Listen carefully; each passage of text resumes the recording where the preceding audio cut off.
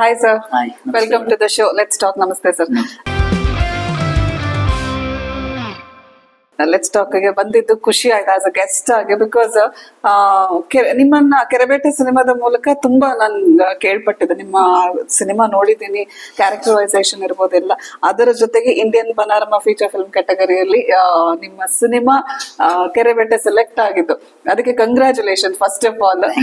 ಆ ಒಂದು ಮೂಮೆಂಟ್ ಹೇಗ್ ಅನಿಸ್ತು ಸರ್? ಬಿಕಾಸ್ ತುಂಬಾ ಕಷ್ಟಪಟ್ಟು ಬಂಡವಾಳ ಹಾಕಿ ಸಿನಿಮಾ ಮಾಡಿರ್ತೀರಾ, ಆ ಕ್ಯಾರೆಕ್ಟರ್ಗೆ ಸಿಕ್ಕಾಪಟ್ಟೆ ಪ್ರಿಪರೇಷನ್ ಮಾಡಿರ್ತೀರಾ, ಜೊತೆಗೆ ಸಿನಿಮಾ ಹೆಸರು ಮಾಡಿತ್ತು. ಸೊ ಆಗ ಆ ಒಂದು ಸಂದರ್ಭದಲ್ಲಿ ಇಂಥ ಒಂದು ಪ್ಲಾಟ್ಫಾರ್ಮ್ ಅಲ್ಲಿ ಸೆಲೆಕ್ಟ್ ಆದಾಗ ಆ ಒಂದು ಅನುಭವ ಒಂದು ಖುಷಿ ಕೊಡುತ್ತೆ. ಅದು ಯಾವ ಮಟ್ಟಿಗಿತ್ತು, ಹೇಗೆ ಅನಿಸ್ತು? ಇಲ್ಲ, ಗೋವಾ ಫಿಲ್ಮ್ ಫೆಸ್ಟಿವಲ್ ಅಂದ್ರೆ ನಿಮ್ಗೆ ಅದು ಅದೇ ಗೊತ್ತಲ್ವಾ, ಇಂಟರ್ನ್ಯಾಷನಲ್ ಫಿಲ್ಮ್ ಫೆಸ್ಟಿವಲ್. ಅದಕ್ಕೆ ನನಗೆ ಆ ಸೆಲೆಕ್ಟ್ ಆಗೋದ್ರ ಬಗ್ಗೆ ಒಂದು ಇದು ಇಲ್ಲ, ಅಂದ್ರೆ ಕನ್ಸಿಟ್ಕೊಂಡೇ ಹಾಕಿರೋಂಥದ್ದು. ನಾವು ಅಪ್ಲೈ ಮಾಡೋ ಅಷ್ಟೊತ್ತಿಗೆ ನನ್ನ ಸಿನಿಮಾ ಸೆಲೆಕ್ಟ್ ಆಗ್ಲಿ ಅಂತಾನೆ. ಇದ್ದಕ್ಕಿದ್ದಾಗೆ ಅದು ಕೇಳಿದಾಗಿಲ್ಲ, ನಿಮ್ ಸಿನಿಮಾ ಕರ್ನಾಟಕದಿಂದ ಒಂದಿಷ್ಟು ಸಿನಿಮಾಗಳು ಅಂದ್ರೆ ಸುಮಾರು 384 ಸಿನಿಮಾಗಳಲ್ಲಿ ಆಲ್ ಓವರ್ ಇಂಡಿಯಾ ಕರ್ನಾಟಕದಿಂದ 2 ಸಿನಿಮಾ ಸೆಲೆಕ್ಟ್ ಆಗಿದೆ. ಅದ್ರಲ್ಲಿ ಕೆರೆಬೇಟೆನೂ ಒಂದು.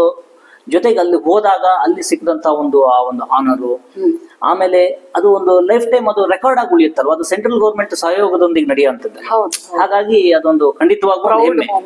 ಅದು ಹೇಗಾಯ್ತು ಅಂತಂದ್ರೆ, ಈಗ ಸುಮಾರಷ್ಟು ಕಡೆಗೆ ಕೆರೆಬೇಟೆ ಸಿನಿಮಾ ರಿಲೀಸ್ ಆದಾಗ ಎಷ್ಟು ಸದ್ದಾಯ್ತು, ಮತ್ತೆ ಒಂದು 4-5 ತಿಂಗಳ ನಂತರ ಪನೋರಮಾದಿಂದನೂ ಕೂಡ ಅಷ್ಟೇ ದೊಡ್ಡ ಸದ್ದಿ ಆಯ್ತು. ಹೌದು ಸರ್, ಕೆರೆಬೇಟೆ ಸಿನಿಮಾ ಅದು ಒಂದು ಬೇರೆ ರೀತಿಯ ಕಾನ್ಸೆಪ್ಟ್, ಥ್ರಿಲ್ಲರ್ ಇದೆ, ಒಂದು ಹಳ್ಳಿ ಶೈಲಿಯಲ್ಲಿದೆ.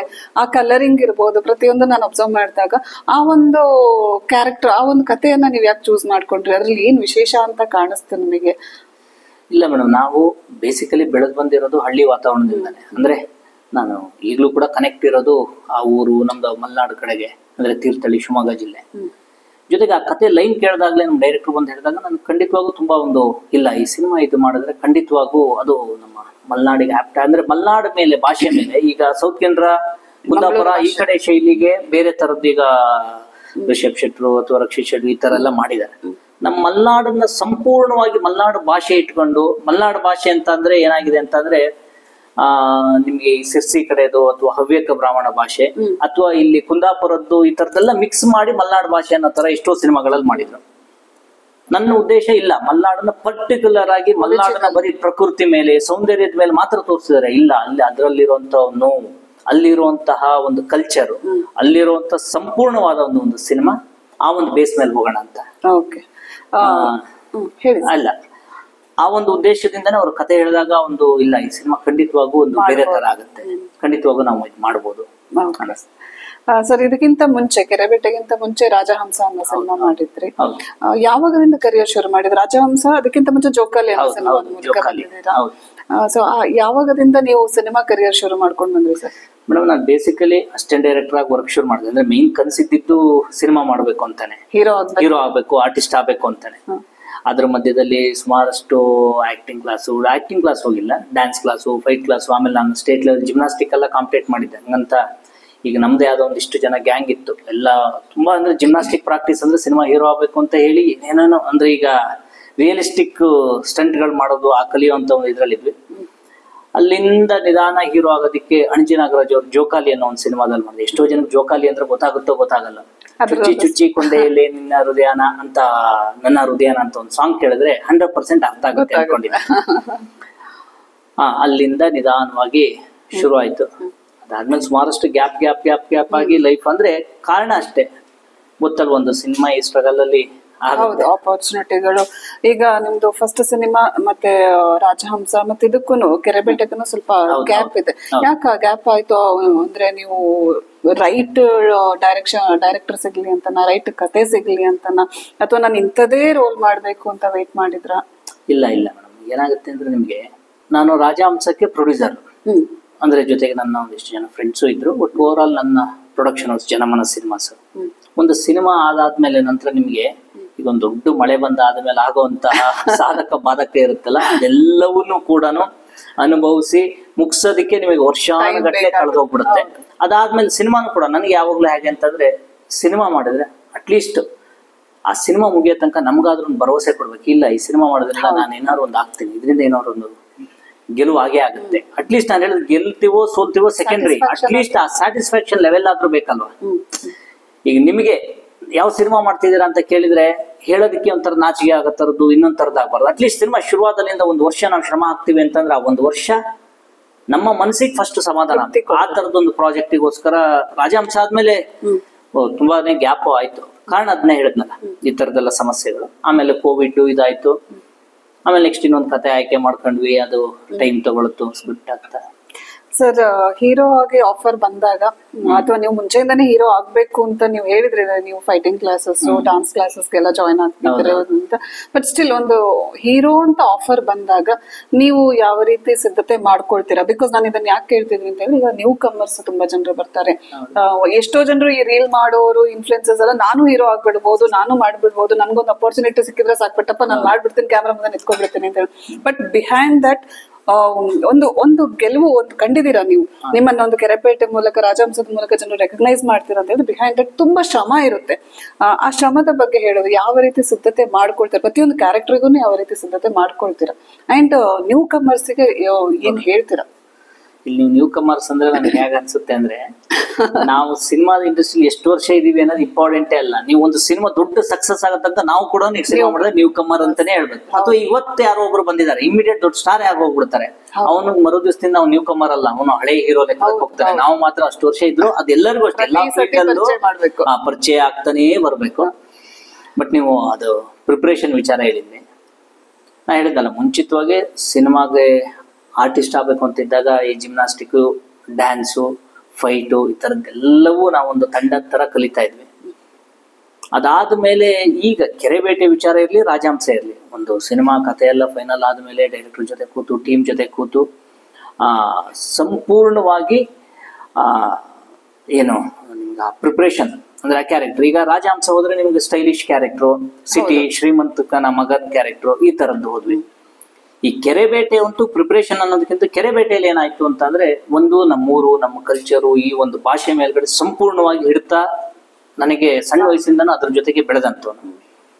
ಜೊತೆಗೆ ಸಿನಿಮಾದಲ್ಲಿ ಡೈಲಾಗ್ ಅನ್ನ ನಾನೇ ಬರ್ದಿರೋದ್ರಿಂದ, ಜೊತೆಗೆ ಸ್ಕ್ರೀನ್ ಪ್ಲೇನ ನಾನು ಡೈರೆಕ್ಟರ್ ಶೇರ್ ಮಾಡಿರೋದ್ರಿಂದ, ನನಗೆ ಇಡೀ ಸಿನಿಮಾ ಇವತ್ತೇನು ಯಾರಾದ್ರೂ ನೋಡಿದ್ರೆ ಈ ಕೆರೆಬೇಟೆ ತುಂಬಾ ಚೆನ್ನಾಗಿ ಮಾಡಿದ್ರೆ, ಆ ಪಾತ್ರದೊಳಗೆ ನೀವು ಇದಾಗಿದ್ರಿ, ಆ ಕಲ್ಟು, ಆ ಒಂದು ನೇಟಿವಿಟಿ, ಆ ಬಾಡಿ ಲ್ಯಾಂಗ್ವೇಜು, ಆ ಒಂದು ಸ್ವ್ಯಾಗ್, ಇದೆಲ್ಲ ಹೇಳ್ತಾರೆ ಕೇಳಿದಾಗ ಖುಷಿ ಆಗುತ್ತೆ. ಬಟ್ ಆದ್ರೆ ಅದನ್ನ ಪಾತ್ರಕ್ಕೆ ಅಳವಡಿಸ್ಕೊಳ್ಳೋದ್ರ ಜೊತೆಗೆ ಸಣ್ಣ ವಯಸ್ಸಿಂದಾನೇ ಅದು ನಾವು ಹುಟ್ಟಿದಾಗಿಂದನೂ ಅದು ನಮ್ಮ ಒಳಗಡೆ ಇರೋದು ಅಂತೀವಲ್ಲ, ಅದನ್ನ ಅಲ್ಲಿ ಪಾತ್ರವಾಗಿ ಆಗಿದೆ. ಓಕೆ, ಒಂದು ಸಿನ್ಸ್ ಇವರ ಪ್ರೊಡ್ಯೂಸರ್ ಆದ ಕಾರಣ ಪ್ರಶ್ನೆ ಕೇಳ್ತೆ, ಕೆರೆಬೇಟೆಯಲ್ಲಿ ಹಾಕಿದ ಬಂಡವಾಳಕ್ಕೆ ಒಂದು ನ್ಯಾಯ ಸಿಕ್ತಾ? ಬಿಕಾಸ್ ಸಿನಿಮಾ ಸಿಕ್ಕಾಪಟ್ಟೆ ಹೆಸರು ಮಾಡಿತ್ತು, ಸಿನಿಮಾ ಚೆನ್ನಾಗೂ ಇತ್ತು.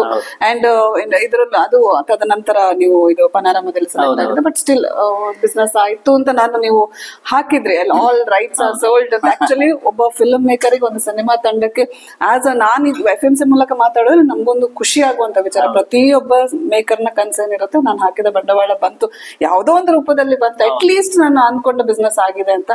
ಸೊ ನೀವು ಹೇಳೋದಾದ್ರೆ ಇಲ್ಲ, ಒಂದು ಖುಷಿ ಏನಂತಂದ್ರೆ ಮೇಡಮ್, ಇವತ್ತಿನ ವಾಸ್ತವ ಪರಿಸ್ಥಿತಿ ನಿಮ್ಗೆ ಹೇಳಿ ಮುಂದೆ ಹೋಗ್ತೇನೆ. ಅಂದ್ರೆ ಮುಂಚೆ ಸಿನಿಮಾ ಅಂತಂದ್ರೆ ಸಿನಿಮಾ ಜಗತ್ತು ಹೊರಗಡೆಗೆ ಸಿನಿಮಾವಾಗೇ ಇತ್ತು. ಇವತ್ತು ಸಿನಿಮಾ ಅನ್ನೋದು ಸಿನಿಮಾವಾಗಿ ಎಲ್ಲಕ್ಕಿಂತ ಸಾಮಾನ್ಯ ಮನುಷ್ಯ ಕೂಡ ಇವತ್ತು ಆರ್ಟಿಸ್ಟು, ಎಲ್ಲರೂ ಕಲಾವಿದ್ರು, ಎಲ್ಲರೂ ಹೀರೋ, ಎಲ್ಲರೂ ಟೆಕ್ನಿಷಿಯನ್. ಅಂದ್ರೆ ಮೊಬೈಲ್ ಅನ್ನೋದು ಒಂದು. ಈಗ ಮುಂಚೆ ಒಂದು ಎಂಗೇಜ್ಮೆಂಟ್ ಮಾಡ್ಬಿಟ್ರೆ ಹುಡುಗ ಹುಡುಗಿಗೆ ಮದುವೆ ಆಗೋ ತನಕ ಒಂದು ಕ್ಯೂರಿಯಾಸಿಟಿ, ಅಂದ್ರೆ ಅವ್ರಿಬ್ಬರ ಬಗ್ಗೆನೂ ಅಷ್ಟು ಒಂದು ಇದಿರೋದು.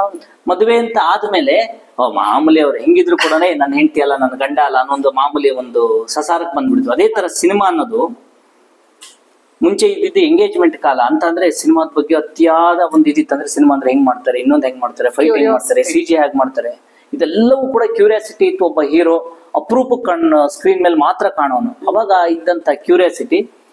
ಈಗ ಮದುವೆ ಆದ ಕಾಲ ಅಂದ್ರೆ ಎಲ್ಲರ ಕೈಲೂ ಮೊಬೈಲ್ ಬಂದ ಮೇಲೆ ಒಬ್ಬ ವಯಸ್ಸು 60 ವರ್ಷ ಇದ್ದಂತವ್ನು ಕೂಡ 45 ವರ್ಷ ತರ ಕಾಣುವಂಥದ್ದು, ಅಲ್ಲೆಲ್ಲೋ ಇರುವಂತ ಒಂದು ಯಾವುದೋ ಒಂದು CG ಗ್ರಾಫಿಕ್ಸ್ ವಿಚಾರದಲ್ಲಿ ನಿಮ್ಗೆ ರಿಯಾಲಿಟಿ ಯಾವುದು, ಫೇಕ್ ಯಾವುದು ಅಂದ್ರೆ ನಿಮ್ಗೆ ಹೇಗೆ ಹೇಳ್ಬೇಕು ಅಂತಂದ್ರೆ, ಈಗ ಒಂದು 50 ವರ್ಷದ ಹಿಂದೆ ನಮ್ಮ ದೇಶದಲ್ಲಿ ಹಸಿರು ಕ್ರಾಂತಿ, ಬಯೋಟೆಕ್ನಾಲಜಿ ಇದೆಲ್ಲ ಹೇಳ್ತಾ ಇದ್ರು.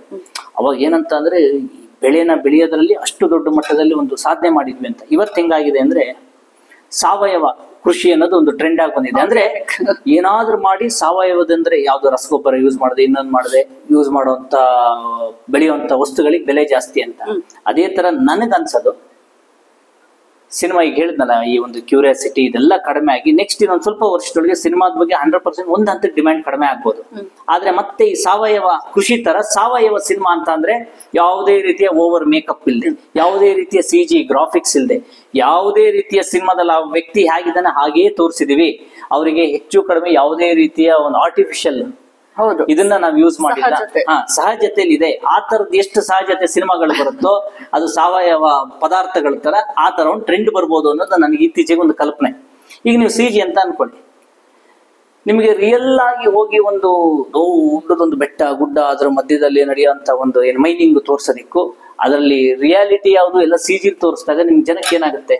ಹೌದು, ಆರ್ಟಿಫಿಷಿಯಲ್ ಫೀಲ್. ಹಂಗಾಗಿ ಜನಕ್ಕೆ ನಿಜವಾಗ್ಲೂ ಒರಿಜಿನಲ್ ತೋರಿಸ್ತಿದ್ದಾರೆ, ಇವನು ಫೇಕ್ ತೋರಿಸ್ತಿದ್ದಾನೋ ಅಂತ ಕನ್ಫ್ಯೂಷನ್ ಅಲ್ಲಿ ಇದ್ಬಿಟ್ರೆ ಸಿನಿಮಾದ ಬಗ್ಗೆ ಆಸಕ್ತಿ ಹೆಂಗ್ ಉಳಿಯುತ್ತೆ ನಿಮ್ಗೆ? ಹೌದು, ನಿಮ್ಗೇನು ಬರೀ ಒಂದ್ ಸಣ್ಣ ಸಣ್ಣ ಆಪ್ ಹಾಕೊಂಡ್ರು ನಿಮ್ಗೆ ಇದೇ ಒಂದು ಇದು ಮಾಮೂಲಿ ಇದ್ರಲ್ಲಿ ಏನು ಕಲ್ಲಲ್ಲಿ ಮಾಡಿ ಇದನ್ನೇ ಹಂಗೆ ಹಸಿರು ಮರನು ಮಾಡ್ತಾರೆ, ಇದನ್ನೇ ಒಂದು ದೊಡ್ಡ ಹೆಮ್ಮರವಾಗೂ ತೋರಿಸ್ತಾರೆ ಅಲ್ವಾ? ಹೌದು. ಹೀಗೆ ನನ್ ಕ್ವಶನ್ ಎಲ್ಲಿಗೂ ಹೋಗ್ಬಿಟ್ರೆ ನೀವೆಲ್ಲೋ ಕೇಳಿದ್ರೆ ನನಗೆ ಬಂಡವಾಳ ಹಾಕಿದ್ದು ಬಂತ ಎಷ್ಟರ ಮಟ್ಟ ಅಟ್ಲೀಸ್ಟ್ ಒಂದು ಸ್ಯಾಟಿಸ್ಫ್ಯಾಕ್ಷನ್ ಇದೆ? ಇಲ್ಲ, ಅದೇ ಹೇಳಿದ್ ನಾನು ಮೇಡಮ್. ಬಟ್ 100% ಇದಕ್ಕೆ ಹೇಳಿರೋದು ನಾನು, ಅಂದ್ರೆ ಸಿನಿಮಾದ ಬಗ್ಗೆ ತಿಳಿಸಿ ಆಮೇಲೆ ಮುಂದೆ ಹೋಗ್ತೀನಿ ಅನ್ನೋದು. ಇವತ್ತು ಸಿನಿಮಾ ಬಿಸ್ನೆಸ್ ಆಗೋಂಥದ್ದು ಇದೆಯಲ್ಲ ತುಂಬಾ ಟಫ್ ಇದೆ.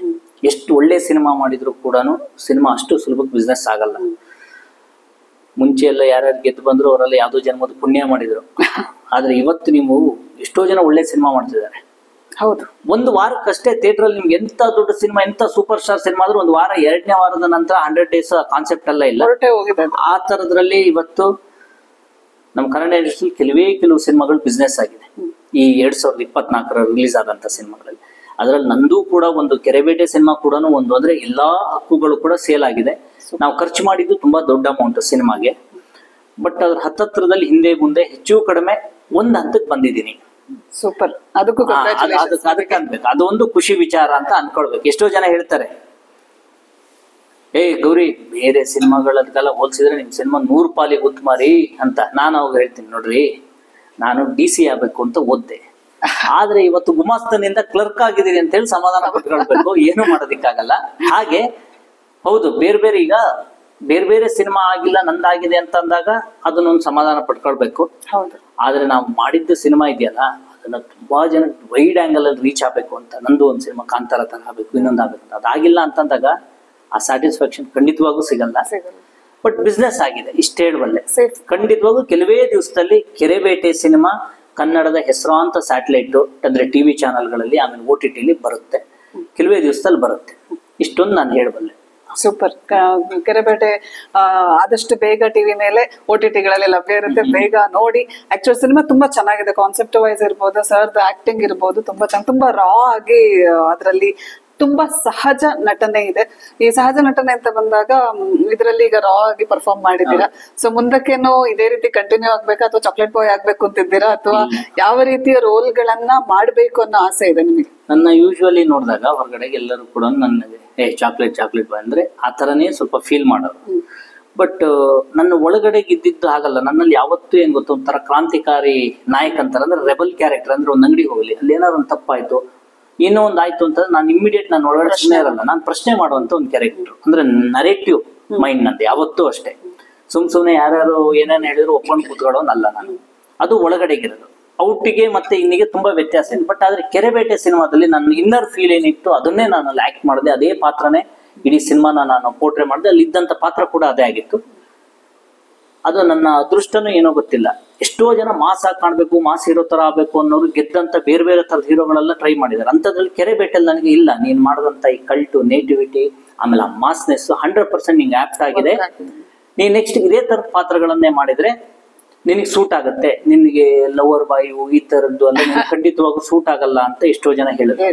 ಆವಾಗ ನಂಗೆ ಅನಿಸ್ತು, ಇಲ್ಲ ಅವಾಗಂದ್ರೆ ಅರ್ಥ ನನ್ನ ಒಳಗಡೆ ಇರೋ ಪಾತ್ರನ ನಾನು ಈಗ ಮಾಡಿರೋದ್ರಿಂದ ಖಂಡಿತ ಇದು ನನಗೆ ಆಕ್ಟ್ ಆಗುತ್ತೆ. ನೆಕ್ಸ್ಟ್ ಕೂಡ ಹಳ್ಳಿ ಅಂತಲ್ಲ, ಬಟ್ ಈ ತರ ಒಂದು ನನಗೆ ಆಗಿ ಆಮೇಲೆ ಹೇಗೆ ನಿಮ್ಗೆ ಹೇಳ್ಬೇಕು ಅಂದ್ರೆ ಒಂದು ಆಂಗ್ರಿನೆಸ್ ಅಥವಾ ಒಂದು ರೆಬಲ್ ಕ್ಯಾರೆಕ್ಟರ್ ಇರುವಂತದ್ದು, ಈ ತರದ್ದು ಏನೇ ಇದ್ರು ಖಂಡಿತವಾಗೂ ನನಗೆ ಸೂಟ್ ಆಗುತ್ತೆ. ನಾನು ಅದಕ್ಕೆ ನ್ಯಾಯ ಒದಗಿಸ್ತೀನಿ ಅನ್ನೋದಿದೆ. ಮತ್ತೆ ಬೇರೆ ಪಾತ್ರ ಮಾಡಲ್ಲ ಅಂತಲ್ಲ. ಈಗ ನೆಕ್ಸ್ಟ್ ಮಾಡುವಂತ ಸಿನಿಮಾ ಆ ಒಂದ್ ಮೇಲೆ ಕಾನ್ಸಂಟ್ರೇಟ್ ಮಾಡ್ತಾ ಇದ್ದೀನಿ.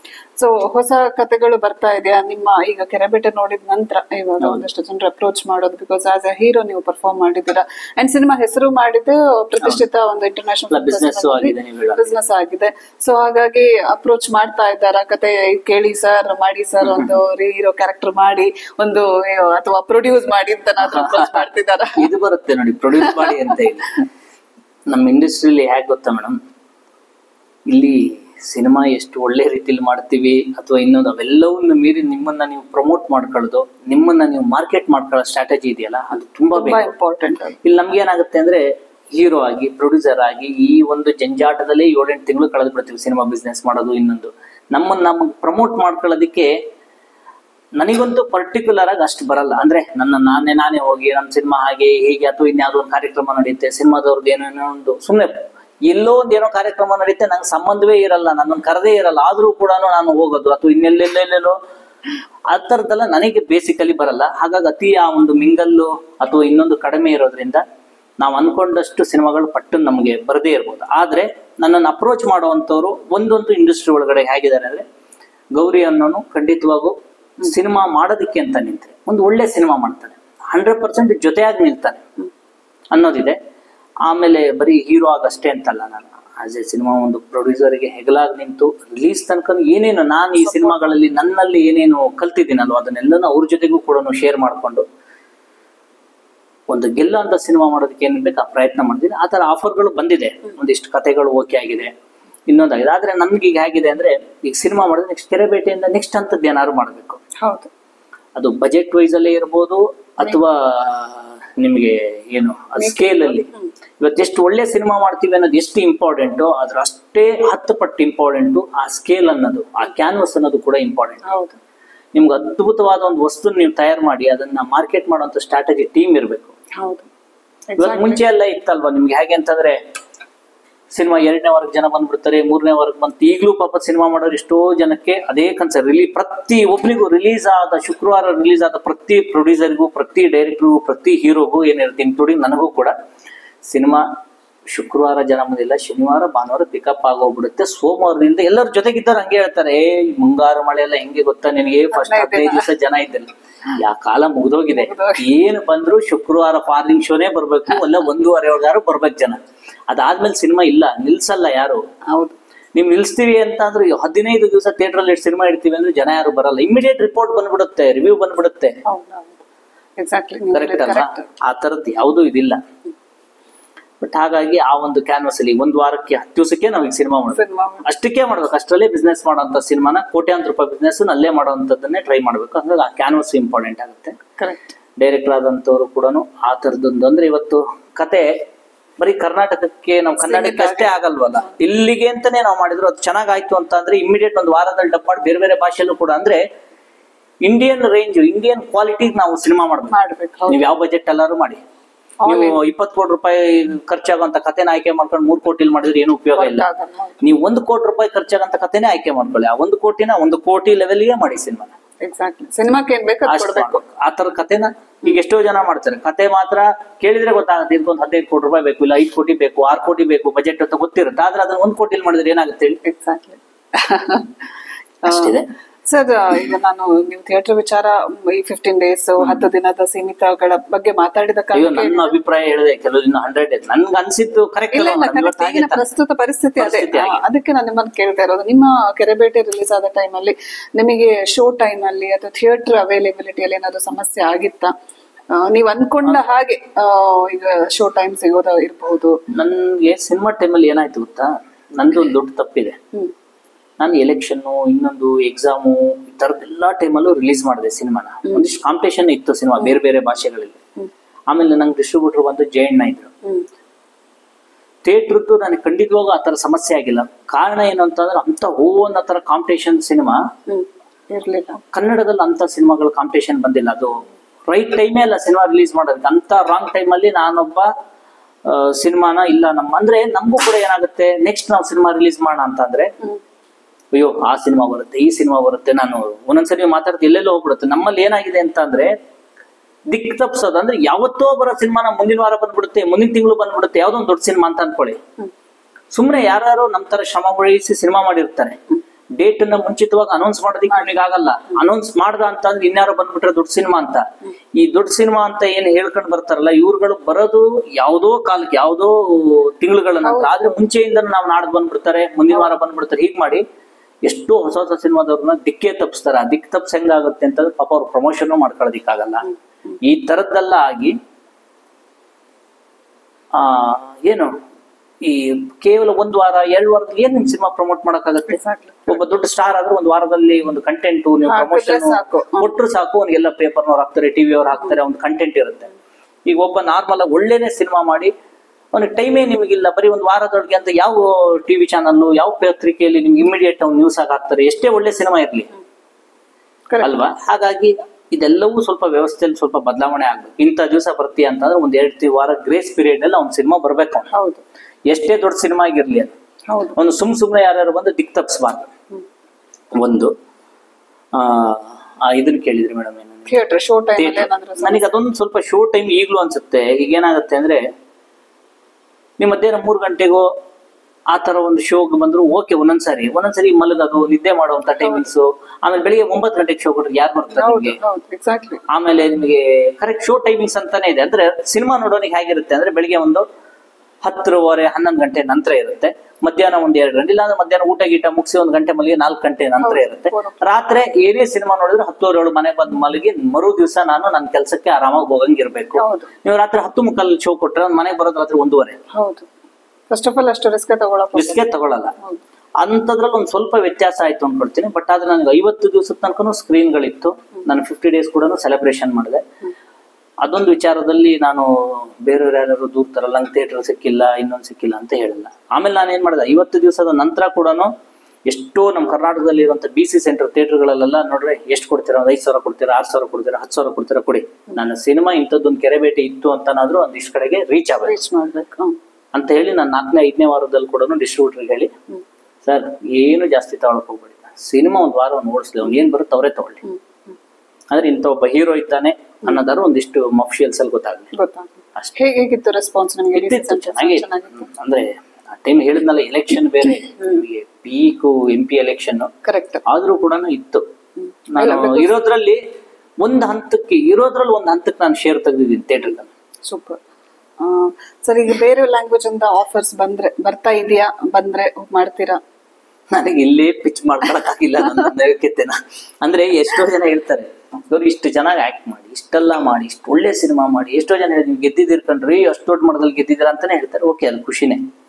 ಅದನ್ನೇ ನನಗೆ ಕರೆಕ್ಟ್ ಆಗಿ ಪಿಚ್ ಮಾಡ್ಕೊಂಡು, ಈಗ ಕಳೆದ 1-2 ತಿಂಗಳಿದೆ ಎಲ್ಲ ಬಿಸ್ನೆಸ್ ಮುಗಿದ್ಮೇಲೆ ಇಲ್ಲ, ನಾನು ನೆಕ್ಸ್ಟ್ ಸಿನಿಮಾನ ನಾನೇ ಪ್ರಮೋಟ್ ಮಾಡ್ಕೊಳ್ತಾ ಹೋಗ್ಬೇಕು, ಮಾಡಿದ್ರೆ ಹೀಗೆ ಅನ್ನೋದು ಈಗ ಸ್ವಲ್ಪ ಶುರು ಮಾಡ್ಕೊಂಡಿದ್ದೀನಿ. ಇದು ನಿಮ್ಮ ವಾಹಿನಿ ಮುಖಾಂತರನೇ ಕೇಳ್ಕೊಳ್ಳೋದು. ಖಂಡಿತವಾಗೂ ಒಳ್ಳೆ ಟೀಮು, ಒಳ್ಳೆ ತಂಡ ಇದ್ರೆ ಖಂಡಿತವಾಗೂ ಒಳ್ಳೆ ಸಿನಿಮಾ ಮಾಡೋದಕ್ಕೆ ನಿಮ್ ಜೊತೆಗೆ ಆಸಕ್ತಿ ಇದೆ. ಎಷ್ಟೋ ಜನ ಪ್ರೊಡ್ಯೂಸರ್, ಇವರೇ ಪ್ರೊಡ್ಯೂಸರ್ ಆಗಿ ಸಿನಿಮಾ ನಾನು ಪ್ರೊಡ್ಯೂಸ್ ಮಾಡಿರೋಂಥದ್ದು ನನ್ನನ್ನ ನಾನು ಪ್ರೂವ್ ಮಾಡ್ಕೊಳ್ಳೋದಕ್ಕೋಸ್ಕರ. ಆ ಪರಿಸ್ಥಿತಿಗಳೇ ಬೇರೆ ಬೇರೆ ಇರುತ್ತೆ. ನಮಗೆ ಅಂತ ಯಾರೋ ಒಬ್ಬ ಬಂಡವಾಳ ಹಾಕೊಂಡು ಬಂದಿಲ್ಲ ಅಂದಾಗ ನನ್ನನ್ನ ನಾನು ಪ್ರೂವ್ ಮಾಡ್ಕೊಳ್ಳೋದಕ್ಕೆ ಯಾವ್ದ್ಯಾವುದೋ ಮೂಲೆಯಿಂದ ನಾನೊಬ್ಬ ಅಸಿಸ್ಟೆಂಟ್ ಡೈರೆಕ್ಟರ್ ಸಿನಿಮಾ ಪ್ರೊಡಕ್ಷನ್ ಮಾಡ್ಬೇಕು ಅಂತಂದಾಗ ಒಂದು ಸಣ್ಣ ಯೋಚನೆ ಮಾಡಿ ನನ್ನ ಯಾವ ಪರಿಸ್ಥಿತಿಲಿ ನಾನು ಮಾಡಿರ್ಬೋದು ಅಂತ. ಹಾಗಾಗಿ ನೆಕ್ಸ್ಟ್ ಖಂಡಿತವಾಗೂ ಜೊತೆಯಾಗಿ ನಿಂತು ಒಂದು ಒಳ್ಳೆ ಪ್ರಾಜೆಕ್ಟಿಗೆ ಏನೇನ್ ಬೇಕು ಅಷ್ಟು ಶ್ರಮ ನಾನಂತೂ ಹಾಕ್ತೇನೆ. ಅದಕ್ಕೆ ಅವಕಾಶ ಕೊಡುವಂತ ನಿರ್ಮಾಪಕರು ಇರ್ಬೋದು, ರೈಟರ್ ಇರ್ಬೋದು, ನಿರ್ದೇಶಕರು ಇರ್ಬೋದು, ಎಲ್ಲರೂ ಒಂದು ತಂಡ. ಖಂಡಿತ ನಾನಂತೂ ಜೊತೆಯಾಗಿರ್ತೇನೆ ಅಂತ ಸಿನಿಮಾಗಳು. ಹಂಗಂತ ಸುಮ್ನೆ ಏನೇನೋ ಒಂದು ಸಿನಿಮಾನು ನಾನು ಖಂಡಿತವಾಗೂ ಆಡಲ್ಲ. ಈಗ ಹಸಿವಿದೆ ಅಂತ ಹೇಳಿ ಏನೇನೋ ತಿನ್ನೋದಕ್ಕಾಗಲ್ಲ. ಕೆಲವ್ರು ಏನ್ ಬೇಕಾದ್ರೂ ಹೋಗಿ ತಿನ್ಬಿಡ್ಬೋದೇ, ನಾನು ಆತರ ಇಲ್ಲ. ಕರೆಕ್ಟ್. ನಾನು ಅವರಿಗೂ ತಿಳಿಸ್ತೀನಿ ಹಸಿವಿದೆ ಅಂತ ಹೇಳಿ ಏನೇನು ಬೇಡ ಅಂತ ಅವ್ರಿಗೂ ಹೇಳ್ತೀನಿ. ನನ್ನ ಜೊತೆಗೆ ಬರೋರಿಗೆ ನಾನು ಕೂಡ ಇಲ್ಲ, ಒಳ್ಳೆ ಸಿನಿಮಾ ಮಾಡಿ, ಇದೇ ಶ್ರಮ. ನಾನು ಹೇಳೋದು ಒಂದು ಒಳ್ಳೆ ಸಿನಿಮಾನೋ ಕೆಟ್ಟ ಸಿನಿಮಾನೋ ಸೆಕೆಂಡ್ರಿ, ಬಟ್ ಎರಡಕ್ಕೂ ಶ್ರಮ ಹಾಕ್ಲೇಬೇಕಾ. ಇದಕ್ಕೊಂದು ಸ್ವಲ್ಪ ಜಾಸ್ತಿ ಹಾಕ್ಬೇಕಾಗತ್ತೆ, ಇದಕ್ಕೆ ಜಾಸ್ತಿ ಶ್ರದ್ಧೆ ಹಾಕ್ಬೇಕಾಗತ್ತೆ, ಇದಕ್ಕೆ ಸ್ವಲ್ಪ ಅದು ಬೇಡವೇ ಬೇಡ, ಜಾಸ್ತಿ ಶ್ರದ್ಧೆನೇ ಹಾಕೋಣ, ಜಾಸ್ತಿ ಶ್ರಮನೇ ಹಾಕೋಣ.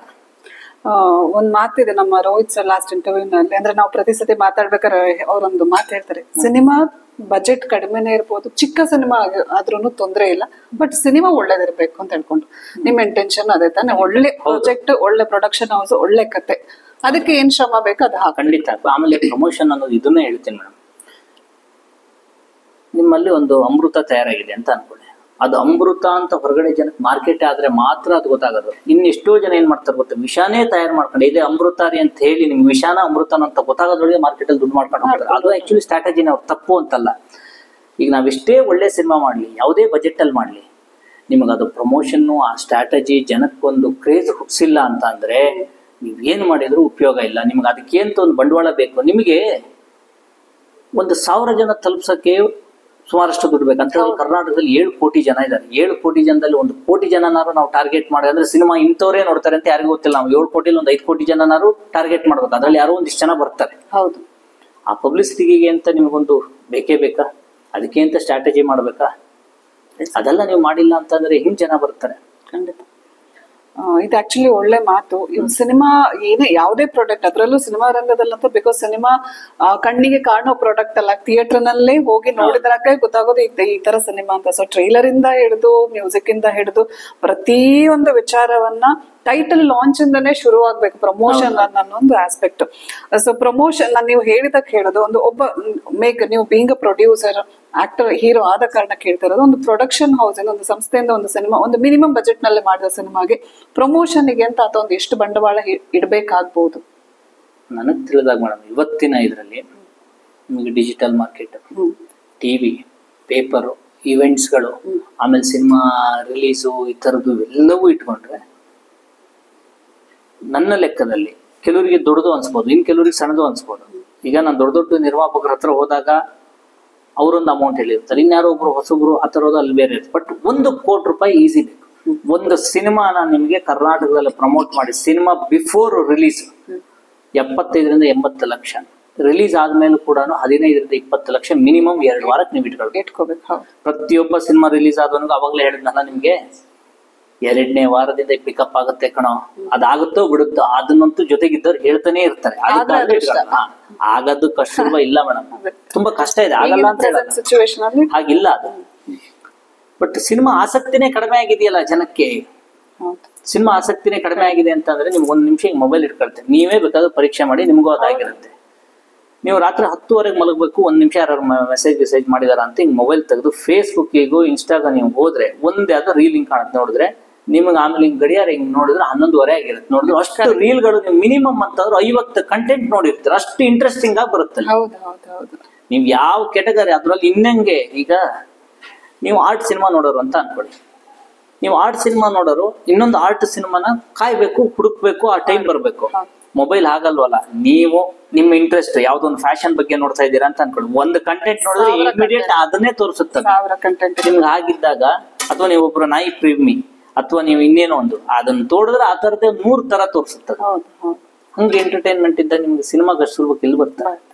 ಇದು ಒಂದು ಸರ್ ಒಂದು ವಾಸ್ತವನೇ ಹೇಳಿದ್ದು. ತುಂಬಾ ಜನರು ಫಿಲ್ಮ್ ಮೇಕರ್ಸ್ ಬರ್ತಾರೆ ಸರ್, ಪ್ರೊಡಕ್ಷನ್ ಪೋಸ್ಟ್ ಪ್ರೊಡಕ್ಷನ್ ಎಷ್ಟು ಇಟ್ಕೊಳ್ಳಿ ಸರ್, ಡಿಸ್ಟ್ರಿಬ್ಯೂಷನ್ ಟೈಮ್ ಅಲ್ಲಿ ಮಾರ್ಕೆಟಿಂಗ್ ಪ್ರಮೋಷನ್ಗೆ ಇಷ್ಟೇ ಸಾಕು ಅಂತ ಹೇಳೋರಿಗೆ ಇವರು ಒಂದು ಮಾತು ಹೇಳಿದ್ರು, ಒಂದು ಸಿನಿಮಾ ಮಿನಿಮಮ್ 1 ಕೋಟಿ ಬೇಕಾಗುತ್ತೆ, ಅಟ್ಲೀಸ್ಟ್ 75ರಿಂದ 80 ಲಕ್ಷ ಬೇಕಾಗುತ್ತೆ ಪ್ರಮೋಷನ್ಗೆ. ಮನೆಗೆ ಕಂಟೆಂಟ್ ರೀಚ್ ಆಗ್ಬೇಕು ಒಂದು ಹಂತಕ್ಕೆ, ಅಂದ್ರೆ ಅದು ಡಿಜಿಟಲ್, ಟಿವಿ, ಪೇಪರ್ ಎಲ್ಲ ಇಟ್ಕೊಂಡು ಮಾಡ್ಬೇಕು ಅಂತ ಹೇಳಿದಾಗ ಇದು ಒಂದು ಪ್ರಾಕ್ಟಿಕಲ್ ವಿಚಾರ. ದಯವಿಟ್ಟು ಸಿನಿಮಾ ಮಾಡೋರು, ಹೊಸಬ್ರು ಇರೋರು, ಮಾಡ್ತೀನಿ ಅಂತ ಪ್ರೊಡ್ಯೂಸರ್ನ ಕರ್ಕೊಂಡು ಬರೋರಿಗೆ, ಸಿನಿಮಾ ಮಾಡ್ಬಿಡೋಣ ಸರ್ ಪ್ರಮೋಷನ್ಗೆ ಒಂದಿಷ್ಟು ಸಾಕು ಸರ್ ಅಂತ ಹೇಳೋರಿಗೆ ಇವ್ರು ಹೇಳಿದ್ದು ನೇಕೆಡ್ ಟ್ರೂತ್, ಸತ್ಯ ಇದು. ಅಷ್ಟು ಬಜೆಟ್ ಅಂತೂ ಸೀಮಿತವಾಗಿ ಇಡ್ಲೇಬೇಕಾಗುತ್ತೆ. ಅದನ್ನ ದಯವಿಟ್ಟು ಅರ್ಥ ಮಾಡ್ಕೊಂಡು ಸಿನಿಮಾ ಮಾಡಿ ಅಂತ ಹೇಳೋದಕ್ಕೆ FMC ಮೂಲಕನೂ ಹೇಳೋದಕ್ಕೆ ಇಷ್ಟಪಡ್ತೀನಿ ಸರ್. ಅದ್ರಲ್ಲಿ ಇನ್ನೊಂದು ಹೇಳ್ತೀನಿ ನೋಡಿ, ನಾನು 85 ಲಕ್ಷ ಅನ್ನೋದು ಹೇಗೆ ಹೇಳಿದೆ ಅಂದ್ರೆ, ನಾನು 85 ಲಕ್ಷ ರೂಪಾಯಿಲೂ ಹೆಚ್ಚು ಕಡಿಮೆ ವೇಸ್ಟ್ ಮಾಡಿಲ್ಲ ದುಡ್ಡು. ಅಂದ್ರೆ ನಂದೇ ಒಂದು ಅಡ್ವರ್ಟೈಸ್ಮೆಂಟ್ ಕಂಪ್ನಿ ಅಂದ್ರೆ ನಾನೊಂದು ಪೊಲಿಟಿಕಲ್ ಅಡ್ವರ್ಟೈಸ್ಮೆಂಟ್ ನಡೆಸ್ತೇನೆ. ಹಾಗಾಗಿ ಎಕ್ಸಾಂಪಲ್ ಟ್ರೋಲ್ ಪೇಜ್ ಅಂತ ಅಂದ್ರೆ ಯಾರೋ ಒಬ್ರಿಗೆ ಕೊಟ್ಟು ನಾನು ಸುಮ್ಮನೆ ಕೂತಿಲ್ಲ, ಪ್ರತಿಯೊಂದು ಚೆಕ್ ಮಾಡ್ಕೊಂಡು ಎಷ್ಟು ದುಡ್ಡು ಆಗುತ್ತೆ ಇನ್ನೊಂದು ಈ ಥರದ್ದೆಲ್ಲ ಹೋಗಿದ್ದೀನಿ. ಈಗ ನಿಮ್ಗೆ ಸಿಂಪಲ್ ಎಕ್ಸಾಂಪಲ್ ಹೇಳ್ತೀನಿ. ಒಂದು ಪ್ರಾಡಕ್ಟ್, ಈಗ ಒಂದು ಮೊಬೈಲ್ ವ್ಯಾಲ್ಯೂ ಒಂದು ಹೆಚ್ಚು ಕಡಿಮೆ ಆ ಕಂಪ್ನಿ ವ್ಯಾಲ್ಯೂ ಎಲ್ಲ ಸೇರಿ ಕೋಟ್ಯಾಂತರ ರೂಪಾಯಿ ಇರುತ್ತೆ ಅನ್ಕೊಳ್ಳಿ. ಆದ್ರೆ ಅವನು ಅದ್ರ 5 ಪಟ್ಟಾದ್ರೂ ಅವ್ನು ಪ್ರಮೋಟ್ ಮಾಡ್ತಾನೆ. ನಾವು ಸಿನಿಮಾ ಹಾಗೆ ಮಾಡೋದಿಕ್ಕಾಗಲ್ಲ. ಈ ಎಕ್ಸಾಂಪಲ್ ನಾನು 1 ಕೋಟಿ ರೂಪಾಯಿ ಸಿನಿಮಾ ಮಾಡಿದ್ದೀನಿ, 5 ಕೋಟಿ ರೂಪಾಯಿ ಸಿನಿಮಾ ಮಾಡಿದ್ದೀನಿ ಅಂದ್ರೆ 20 ಕೋಟಿ ರೂಪಾಯಿ ಪ್ರಮೋಷನ್ ಮಾಡಕ್ಕಲ್ಲ. ಆದ್ರೂ ಸಿನಿಮಾದಲ್ಲಿ ಕೂಡ ಎಷ್ಟೋ ಜನ 15 ಕೋಟಿ ರೂಪಾಯಿ 5 ಕೋಟಿ ರೂಪಾಯಿ ಸಿನಿಮಾ ಮಾಡಿದ್ರೆ ಅದ್ರ ಅಷ್ಟೇ ಖರ್ಚು ಮಾಡುವಂತ ಪ್ರೊಡ್ಯೂಸರ್ ಇದ್ದಾರೆ, ದುಡ್ಡು ತೆಗೆದವರು ಇದ್ದಾರೆ, ಅದನ್ನೇ ಮಾಡೋ ಸ್ಟ್ರಾಟಜಿ ಮಾಡಿದವರು ಇದ್ದಾರೆ. ಅದ್ರಲ್ಲಿ ನಮ್ಮ ಕನ್ನಡದಲ್ಲೇ ಕೆಲವು ಡೈರೆಕ್ಟ್ರು ಆಮೇಲೆ ಇವರೆಲ್ಲ ಇದ್ದಾರೆ. ಸಿನಿಮಾ ಹೇಗಿರುತ್ತೋ ಸೆಕೆಂಡ್ರಿ, ಆದ್ರೆ ಆ ಪ್ರಮೋಷನ್ ಸ್ಟ್ರಾಟಜಿ ಗಿಮಿಕ್ ಅನ್ನೋದಿದೆಯಲ್ಲ, ಸಿನಿಮಾ ರಿಲೀಸ್ ಆಗಿ 3-4 ದಿವಸ ಜನ ಥಿಯೇಟರ್ಗೆ ಫಸ್ಟ್ ಅದೆಲ್ಲಿ ಇರುತ್ತೋ ಇರಲ್ಲ ನೋಡ್ಬಿಡೋಣ ಅನ್ನೋ ತರಕ್ಕೆ ಅದೇ ಮಾಡ್ಬೇಕಾಗಿತ್ತು. ಅದನ್ನು ಮಾಡಕ್ ಆಗಿಲ್ಲ ಅಂತ ಅಂದ್ರೆ ನಮ್ಮ ಫೇಲ್ಯೂರ್. ನಾನು ಕೂಡ ಅದ್ರಲ್ಲಿ ಸೋತೆ ಅಂತಾನೆ ಅನ್ಕೊಳ್ತೀನಿ. ಅದೇ ಒಂದು ಸಿನಿಮಾ ಮಾಡಿದಾಗ ಪ್ರಮೋಷನ್ ಬಹಳ ಮುಖ್ಯ ಅನ್ನೋದು ಇವ್ರು ಹೇಳಿದ ಮಾತು ಸತ್ಯ. ಸರ್, ನೀವು ಪ್ರೊಡ್ಯೂಸರ್ ಅಂತ ಈಗ ಎರಡು ಸಿನಿಮಾಗಳಿಗೆ ಪ್ರೊಡ್ಯೂಸ್ ಮಾಡಿದೀರಾ ಅಂತ ಹೇಳಿದ ಕಾರಣ ಕೇಳಿದೆ. ಬಿಕಾಸ್ ನಾಳೆ ಎಲ್ಲ ಒಂದಷ್ಟು ಜನ ನಿಮ್ಮನ್ನ ಅಪ್ರೋಚ್ ಮಾಡೋದೇ ಆ ರೀತಿನಲ್ಲಿ ಮಾಡ್ತಾರೆ. ನೀವು ಸರ್ ಸಿನಿಮಾ ಪ್ರೊಡ್ಯೂಸ್ ಮಾಡ್ತಿದ್ರೆ ಒಳ್ಳೆ ಕತೆ ಇದೆ, ಹೀರೋನು ನೀವೇ ಅಂತ ಹೇಳ್ಕೊಂಡು. ಸೊ ನಿಮ್ಮ ಸಿನಿಮಾ ಅಲ್ಲದೆ ನೀವು ಏನು ಬೇರೆ ಪ್ರೊಫೆಷನ್ ಸರ್? ನಾನು ಮೇಡಮ್ ಮೇನ್ ಬಂದು ಅಗ್ರಿಕಲ್ಚರ್, ಅಂದ್ರೆ ಊರಲ್ಲಿ ಮಾಮೂಲಿ ಜಮೀನು ತೋಟ, ಮಾಮೂಲಿ ಒಂದು ಮಿಡ್ಲ್ ಕ್ಲಾಸ್ ಫ್ಯಾಮಿಲಿ ಆಗಿರುತ್ತೆ ಮಲ್ನಾಡ್ ಕಡೆಗೆ ಆಗ್ತಾರೆ. ಅದ್ರ ಜೊತೆಗೆ ಈ ಸಿನಿಮಾ ರಂಗಕ್ಕೆ ಬಂದು ಅಸಿಸ್ಟೆಂಟ್ ಡೈರೆಕ್ಟರ್ ಆಗಿದ್ದಾಗ ಬದುಕೇ ಕಷ್ಟ ಆದಾಗ, ಆಮೇಲೆ ನೆಕ್ಸ್ಟ್ ಒಂದು ಸಿನಿಮಾ ಮಾಡಿ ತುಂಬಾ ಲೈಫ್ ಇದಾದ ಒಂದು ಏನಾದ್ರು ಒಂದು ಜೊತೆಗೆ ಒಂದು ಪ್ಯಾರಲಲ್ ಬಿಸ್ನೆಸ್ ಇರಬೇಕು ಅಂತ ಅನಿಸ್ತು. ಆ ಟೈಮಲ್ಲಿ ಒಂದು ಅಡ್ವರ್ಟೈಸ್ಮೆಂಟ್ ಇದೆ, ಪೊಲಿಟಿಕಲ್ ಅಡ್ವರ್ಟೈಸ್ಮೆಂಟ್. ಬಟ್ ಅದು ಹೋಗ್ತಾ ಹೋಗ್ತಾ ಹೋಗ್ತಾ ನಾನು ಯಾಕೆ ತಗೊಂಡೋಯ್ತು ಅಂದ್ರೆ ಇರೋದ್ರಲ್ಲಿ ಒಂದು ಸಿನಿಮಾನ ಪ್ರೊಡ್ಯೂಸ್ ಮಾಡೋದಕ್ಕೆ ಒಂದು ಚೂರು ಶಕ್ತಿ ಕೊಡ್ತು. ಒಂದು ಎಕ್ಸಾಂಪಲ್, ನಿಮ್ಗೆ ಒಂದು ಸಿನಿಮಾ ಮಾಡೋಕ್ಕೆ ಅನ್ನೋದು ಎಷ್ಟೊಂದು ಕೋಟಿ ಬೇಕು ಅಂತ ಅನ್ಕೊಳ್ಳಿ, ಅದರಲ್ಲಿ ಒಂದು 20% ನಮಗೆ ಧೈರ್ಯ ಕೊಟ್ಟು ಆಮೇಲೆ ಮುನ್ನುಗ್ಗು, ನಾನು ಇದೀನಿ, ಹೆಚ್ಚು ಕಡಿಮೆ ನಿಂಗಾದ್ರು ಅನ್ನೋ ತರದೊಂದು ಒಂದು ಅಡ್ವರ್ಟೈಸ್ಮೆಂಟ್ ಕೆಲಸ. ಒಂದ್ 4-5 ಜನ ಹುಡುಗರು ಇದ್ದಾರೆ, ಆಮೇಲೆ ನಂದೇ ಆದ ಒಂದಿಷ್ಟು ಕ್ಲೈಂಟ್ ಇದ್ದಾರೆ. ಹಾಗಾಗಿ ಇನ್ನೊಂದು ಪದೇ ಪದೇ ಸಿನಿಮಾ ಮಾಡೋ ಶಕ್ತಿ ಅದಿನ್ ಕೊಡಲ್ಲ, ನಂಗೆ ಗೊತ್ತಾಗೋಯ್ತು ಪ್ರತಿ ಸಾರಿ. ಅದಕ್ಕೆ ಈ ಪ್ರಶ್ನೆ ನಮ್ಗೆ ಕೇಳಿದ್ದು ನಿಮಗೆ. ಅಂಡ್ FMC ನಲ್ಲಿ ನಾವು ಪದೇ ಪದೇ ಮೇನ್ ಆಗಿ ನಾವು FMC ನ ಫಾರ್ಮ್ ಮಾಡಿದ್ದು ಒಂದು ಒಳ್ಳೆ ಸಿನಿಮಾ ಮೇಕರ್ಸ್, ಸಮಾನ ಮನಸ್ಕರು ಈ ಚಿತ್ರತಂಡದಲ್ಲಿ ಚಿತ್ರರಂಗದಲ್ಲಿರೋ ಒಟ್ಟುಗೂಡಿ ಒಂದು ಒಳ್ಳೆ ಸಿನಿಮಾಗಳನ್ನ ಮಾಡ್ಬೇಕು ಅಂತ. ಅದರ ಜೊತೆಗೆ ಈ ನಮ್ಮ ಸಿನಿಮಾದಲ್ಲಿ ನಮಗಾದ ಎಕ್ಸ್ಪೀರಿಯನ್ಸ್ ಒಂದು ಪೈರಸಿ ಇರ್ಬೋದು, ಕೆಲವು ವಿಚಾರಗಳ ಬಗ್ಗೆ ಮಾತಾಡಿದ್ವಿ. ಸೊ ಪೈರಸಿ ಬಗ್ಗೆ ಪದೇ ಪದೇ ಮಾತಾಡ್ತಾ ಇರ್ತೀವಿ. ಸೊ ನಿಮ್ಮ ಸಿನಿಮಾ ಪೈರಸಿ ಆಯ್ತಾ ಅಥವಾ ನಿಮ್ಗೆ ಅದರಿಂದ ಏನೋ ತೊಂದರೆ ಆಯ್ತಾ? ನೀವು ಅದನ್ನ ಹೇಗೆ ಅಡ್ರೆಸ್ ಮಾಡ್ತೀರಾ? ಇಲ್ಲ ಮೇಡಮ್, ಅಂದ್ರೆ ನಿಮ್ಮ ಉದ್ದೇಶನೇ ಗೊತ್ತಾಗೋಯ್ತು. FMC ಏನಂತಂದ್ರೆ ಈಗ ನನಗೇನಾಗಿದೆಯೋ ಅದನ್ನ ಮುಖಾಂತರ ನೆಕ್ಸ್ಟ್ ಬರೋರಿಗೆ ಒಂದು ಜಾಗೃತಿ, ಅವ್ರಿಗೆ ಒಂದು ಅಟ್ಲೀಸ್ಟ್ ಒಂದು ಸಣ್ಣ ಮಟ್ಟದಲ್ಲ ಒಂದು ತಿಳುವಳಿಕೆ ಆಗೋಗ್ಲಿ ಅನ್ನೋದಲ್ವಾ. ಪೈರಸಿ ಅನ್ನೋದು ಮೇಡಮ್ ನಿಜವಾಗ್ಲೂ ಅದು ನಿಮಗೆ ಸಿನಿಮಾ ರಿಲೀಸ್ ಆಗಿ ನಿಮಗೆ 3-4 hours ಅಲ್ಲಿ ನಂದೆಲ್ಲ ಸಿನಿಮಾ ಪೈರಸಿ ಬಂದಿದೆ. ನೀವು ನಂಬಲ್ಲ, ಸಿನಿಮಾ ರಿಲೀಸ್ ಆಗಿ 1 ವಾರದ ನಂತರ 60,000 ಖರ್ಚು ಮಾಡಿ ನಾನು ಆಂಟಿ ಪೈರಸಿ ಇದನ್ನ ಮಾಡಿ ಸಿನಿಮಾ ತೆಗ್ಸಿದೀನಿ. ನಿಯರ್ಲಿ ಒಂದು 200-300 ಲಿಂಕ್ ತೆಗ್ಸಿದೀನಿ. ನನಗ್ ತಿಳಿದಾಗೆ ಒಂದು 2 ಲಕ್ಷ ಜನ ಸಿನಿಮಾ ರಿಲೀಸ್ ಆಗಿ ಕೆಲವು ದಿವಸದೊಳಗೆ ಮಿನಿಮಮ್, ಅಂದ್ರೆ ಎಷ್ಟೋ ಜನ ನನಗೆ ಆಟೋದಲ್ಲಿ ಒಂದೊಂದ್ಸರಿ ಎಲ್ಲರೂ ಹೋಗೋ ಅಷ್ಟೊತ್ತಿಗೆ ಹೆಚ್ಚು ಕಡಿಮೆ 10 ಜನ ಆಟೋ ಹತ್ತಿದ್ದೀನಿ ಅಂತ ಅಂದ್ರೆ ಅದ್ರಲ್ಲಿ ಒಂದು 6-7 ಜನ ನಿಮ್ ಸಿನಿಮಾ ನೋಡಿದೀವಿ ಅಂತಾರೆ. ಎಲ್ಲಿ ನೋಡಿದ್ರಿ ಅಂತ ಅಂದ್ರೆ ನಂಗೆ ನಾಚಿಕೆ ಅವ್ರಿಗೆ ಹೇಳೋದಕ್ಕೆ. ಹೇಳಿ ಗೊತ್ತಾಯ್ತಾ? ಮೊಬೈಲ್ ಅಲ್ಲ. ಹೌದು ಸರ್, ಮೊಬೈಲ್ ಅಲ್ಲೇ ನೋಡಿದೆ. ನನಗೆ ಅವಾಗ ಅನ್ಕೊಳ್ಳೋದು ಒಂದಿಷ್ಟು ಲಕ್ಷ ಜನ ಅಂತೂ ಸಿನಿಮಾ ನೋಡಿದ್ದಾರೆ. ಆಮೇಲೆ ಪೈರಸಿನೂ ಕೂಡ ನಾನು ಲಕ್ಷಾಂತರ ರೂಪಾಯಿ ಹತ್ರ ಖರ್ಚು ಮಾಡಿ ಲಾಸ್ಟ್ ಕಳೆದ 2 ತಿಂಗಳು ಸಿನಿಮಾ ರಿಲೀಸ್ ಆದ್ಮೇಲೆ ತೆಗಿಸ್ದೆ ನಾನು. ಯಾಕಂದ್ರೆ ಬಿಸ್ನೆಸ್ ಕೂಡ ಎಫೆಕ್ಟ್ ಆಗುತ್ತಲ್ಲ, ತೆಗಿಸ್ದೆ. ಪೈರಸಿ ಅನ್ನೋದು ಏನು ಮಾಡಕ್ಕಾಗಲ್ಲ. ಅದನ್ನ ಯಾರು ಬಂದ್ರು ಕೂಡ ಅಂದ್ರೆ ಆಗಲ್ಲ ಅನ್ನೋದೇನಿಲ್ಲ. ಎಲ್ಲ ಒಗ್ಗೂಡಿ ಧ್ವನಿ ಎತ್ತಿದ್ರೆ ಸರ್ಕಾರಕ್ಕೆ ತಲುಪಿಸಿದ್ರೆ ಸರ್ಕಾರಕ್ಕೆ ಏನಾಗಲ್ಲ, ಪ್ರೈವೇಟ್ ಇಲ್ಲ, ಸರ್ಕಾರ ಮಾಡಲ್ವೇ? ಖಂಡಿತ ಆಗುತ್ತೆ. ಎಲ್ಲಾ ಸ್ಟಾರ್ಗಳು ಇಂಡಿಯನ್ ಫಿಲ್ಮ್ ಇಂಡಸ್ಟ್ರಿನೇ ಒಟ್ಟುಗೂಡಿ ಮಾತಾಡ್ಬೇಕು. ಬೀದಿಗೆ ಸಿನಿಮಾ ಅನ್ನೋದು ಆದ್ಯತೆನೇ ಅಲ್ಲ ನಾನು ಹೇಳ್ತೀನಿ. ಅವರಿಗೆ ಸುಮ್ಮನೆ ಅದೊಂದು ಹೇಗೆ ಅಂತಂದ್ರೆ ಕೊಡ್ಬೇಕು ಅನ್ನೋದು ನಮ್ಮ ಆಸೆ. ಬಟ್ ಏನಾಗಿದೆ ಅಂತಂದ್ರೆ ಮಾಡಿದ್ರೆ ಯಾವ್ದು ದೊಡ್ಡದಲ್ಲ. ಹೌದು. ಈಗ ನಾನು ಸುಮ್ಮನೆ ಕೇಳೋದು ನಿಮಗೆ, ಈಗ ಏರ್ಟೆಲ್, ವೊಡಾಫೋನು ಯಾವುದೋ ಒಂದು ಕರೆನ್ಸಿ ಅಂತ ಅನ್ಕೊಳ್ಳಿ. ಅದು ಬಂದು 20 ವರ್ಷ ಆಯ್ತು. ಕಳೆದ 20 ವರ್ಷದಿಂದ ಇದೆ. ಇವತ್ತಿನವರೆಗೂ ಒಂದು ಪತ್ರಿಕೆಯಲ್ಲಿ ಅಥವಾ ಒಂದು ಟಿವಿಲಿ ಯಾರಾದ್ರೂ ಕರೆನ್ಸಿನ ಫೇಕ್ ಮಾಡ್ದ ಅಂತ ಯಾವನಾರು ಆಗಿದ್ಯಾ? ಅವಾಗ ಸ್ಕ್ರಾಚ್ ಮಾಡೋದು ಬಂತು. ಸ್ಕ್ರಾಚ್ ಮಾಡಿ ನಾನು ಯೋಚನೆ ಮಾಡ್ತಿದ್ದೆ, ಮೊಬೈಲ್ ನಾವು ಯಾವ್ದಾದ್ರು ನಂಬರ್ ಹೊಡೆದ್ರೆ ಯಾವತ್ತಾದ್ರೂ ಸಾಧ್ಯ ಆಗಿದೆಯಾ? ಇವತ್ತಿಗೂ ಕೂಡ ಮೊಬೈಲ್ ಅಲ್ಲಿ ನೀವು ಹಿಂಗೆ ಟಿವಿಗೂ ಇದಕ್ಕೆ ಕರೆನ್ಸಿ ಇಮಿಡಿಯೇಟ್ ನಿಮಗೆ ಬರುತ್ತೆ, ಇಮಿಡಿಯೇಟ್ ಬಿಟ್ರೆ ಇನ್ಯಾರಿಗಾರು. ಅಂದ್ರೆ ಅದ್ರ ಅರ್ಥ ಎಷ್ಟು ಟೆಕ್ನಿಕಲಿ ಸೆಕ್ಯೂರ್ಡ್ ಆಗಿದೆ. ಹಂಗಂದ್ರೆ ಸಿನಿಮಾ ಅನ್ನೋದು ವಿಚಾರವೇ ಎಲ್ಲ ಮಾಡ್ಬೇಕು ಅಂತ. ಯಾಕಂದ್ರೆ ಎಲ್ಲವನ್ನೂ ಮನುಷ್ಯ ತಾನೇ ಮಾಡೋದು, ಬಟ್ ಮಾಡಲ್ಲ. ಸೊ ಅದೇ ಎಲ್ರು ಸೇರಿ ಧ್ವನಿ ಎತ್ತಿ ಬೀದಿಗೆ ಇಳಿದು ಒಂದಿನ ಡೇಟ್ ಫಿಕ್ಸ್ ಮಾಡಿ ಸರ್ಕಾರದ ಮುಂದೆ ಏನೋ ಆಗಲ್ಲ. ಒಂದು ದಿವಸ ಬೀದಿಲಿ ಏನ್ ಗೊತ್ತಾ, ವಾಟರ್ ಬಾಟಲ್ ರಸ್ತೆ ತುಂಬಾ ಇದಾಗ್ಬೋದು, ಪೊಲ್ಯೂಷನ್ ಆಗುತ್ತೆ. ಅದ್ರ ಜೊತೆಗೆ ಯಾವುದೇ ಹೋರಾಟಗಳು ನಿಮಗೆ ಒಂದು ದಿವಸದಲ್ಲಿ ರಿಸಲ್ಟ್, ಒಂದು ದಿವಸ ನ್ಯೂಸ್ ಆಗ್ಬೋದು. ಹೌದು ಹೌದು, ನೀವ್ ಹೇಳಿದ್ ಸತ್ಯ. ಬಟ್ ಹೋರಾಟ ಮಾಡಿದ್ರೆ ಬಹುಶಃ ಆಗಬಹುದು. ಈ FMC ಮೂಲಕನೂ ನಾವು ಪದೇ ಪದೇ ಹೇಳ್ತಾನೆ ಇರ್ತೀವಿ. ನಮ್ಮ film Kannada cinema industry Indian ಇಂಡಸ್ಟ್ರಿನೇ ಸೇರ್ಕೊಂಡು ಇದನ್ನ ಒಂದು ಕಡೆಗಣಿಸ್ ಅಥವಾ ಅದನ್ನ ಎಂಡ್ ಮಾಡೋ ಕಡೆ ಒಂದು ಸರ್ಕಾರ ಗಮನ ಹರಿಸಿದ್ರೆ ತುಂಬಾ ಫಿಲ್ಮ್ ಮೇಕರ್ಸ್ಗೆ ಅಡ್ವಾಂಟೇಜ್. ಅದು ಬಿಸ್ನೆಸ್ ವೈಸ್ ಇರ್ಬೋದು, ಥಿಯೇಟರ್ ನಿಂತ್ಕೊಳ್ಳೋದಿರ್ಬೋದು, ಅಥವಾ ಪೈರಸಿ ನೋಡೋರಿಗಾದ್ರೂ ಶಿಕ್ಷೆ ಅಂತಾದ್ರೂ ಮಾಡಿದ್ರೆ ಬಹುಶಃ ಎಲ್ಲಾದ್ರೂ ಪೈರಸಿ ಆಗೋದು ಸ್ಟಾಪ್ ಆಗಬಹುದು. ಸರ್, ಇವಾಗ ಇನ್ನೊಂದು ಮೇಜರ್ ಇಶ್ಯೂ ಈಗ ಪ್ರೆಸೆಂಟ್ ನಮ್ಮ ಕರ್ನಾಟಕದಲ್ಲಿ ಟಿಕೆಟ್ ಬೆಲೆ, ಇದ್ರ ಬಗ್ಗೆನೂ ಮಾತಾಡ್ತಾ ಇರ್ತೀವಿ ನಾವು. ಅಂದ್ರೆ ಒಂದ್ ಫ್ಯಾಮಿಲಿ ಹೋಗೋ ಕಡೆ ಆ ರೇಟ್ ಒಬ್ಬನ ತಲೆ ಮೇಲೆ ಬಂದ್ಬಿಡುವಷ್ಟು ಇರುತ್ತೆ. ಸೊ ಈ ವಿಚಾರವನ್ನ ಮಾತಾಡೋದಾದ್ರೆ ಅಂದ್ರೆ ಏನಾಗಿದೆ ಅಂದ್ರೆ ಮೇಡಮ್ ನೋಡಿ, ನೀವೆಲ್ಲ ಸಿನಿಮಾ ಮಾಡಿದಾಗ ಯಾರು ಕೂಡ ಟಿಕೆಟ್ ಬೆಲೆ ನಿಯರ್ಸಲ್ಲ. ಇಲ್ಲಿ ಏನಾಗುತ್ತೆ ಅಂದ್ರೆ ಈಗ ಒಂದು ವಾರ 10 ದಿವಸ ಸಿನಿಮಾ ಕಾನ್ಸೆಪ್ಟ್ ಅಂತ ಬಂದ್ಬಿಟ್ಟಿದೆ ಗೊತ್ತಾ.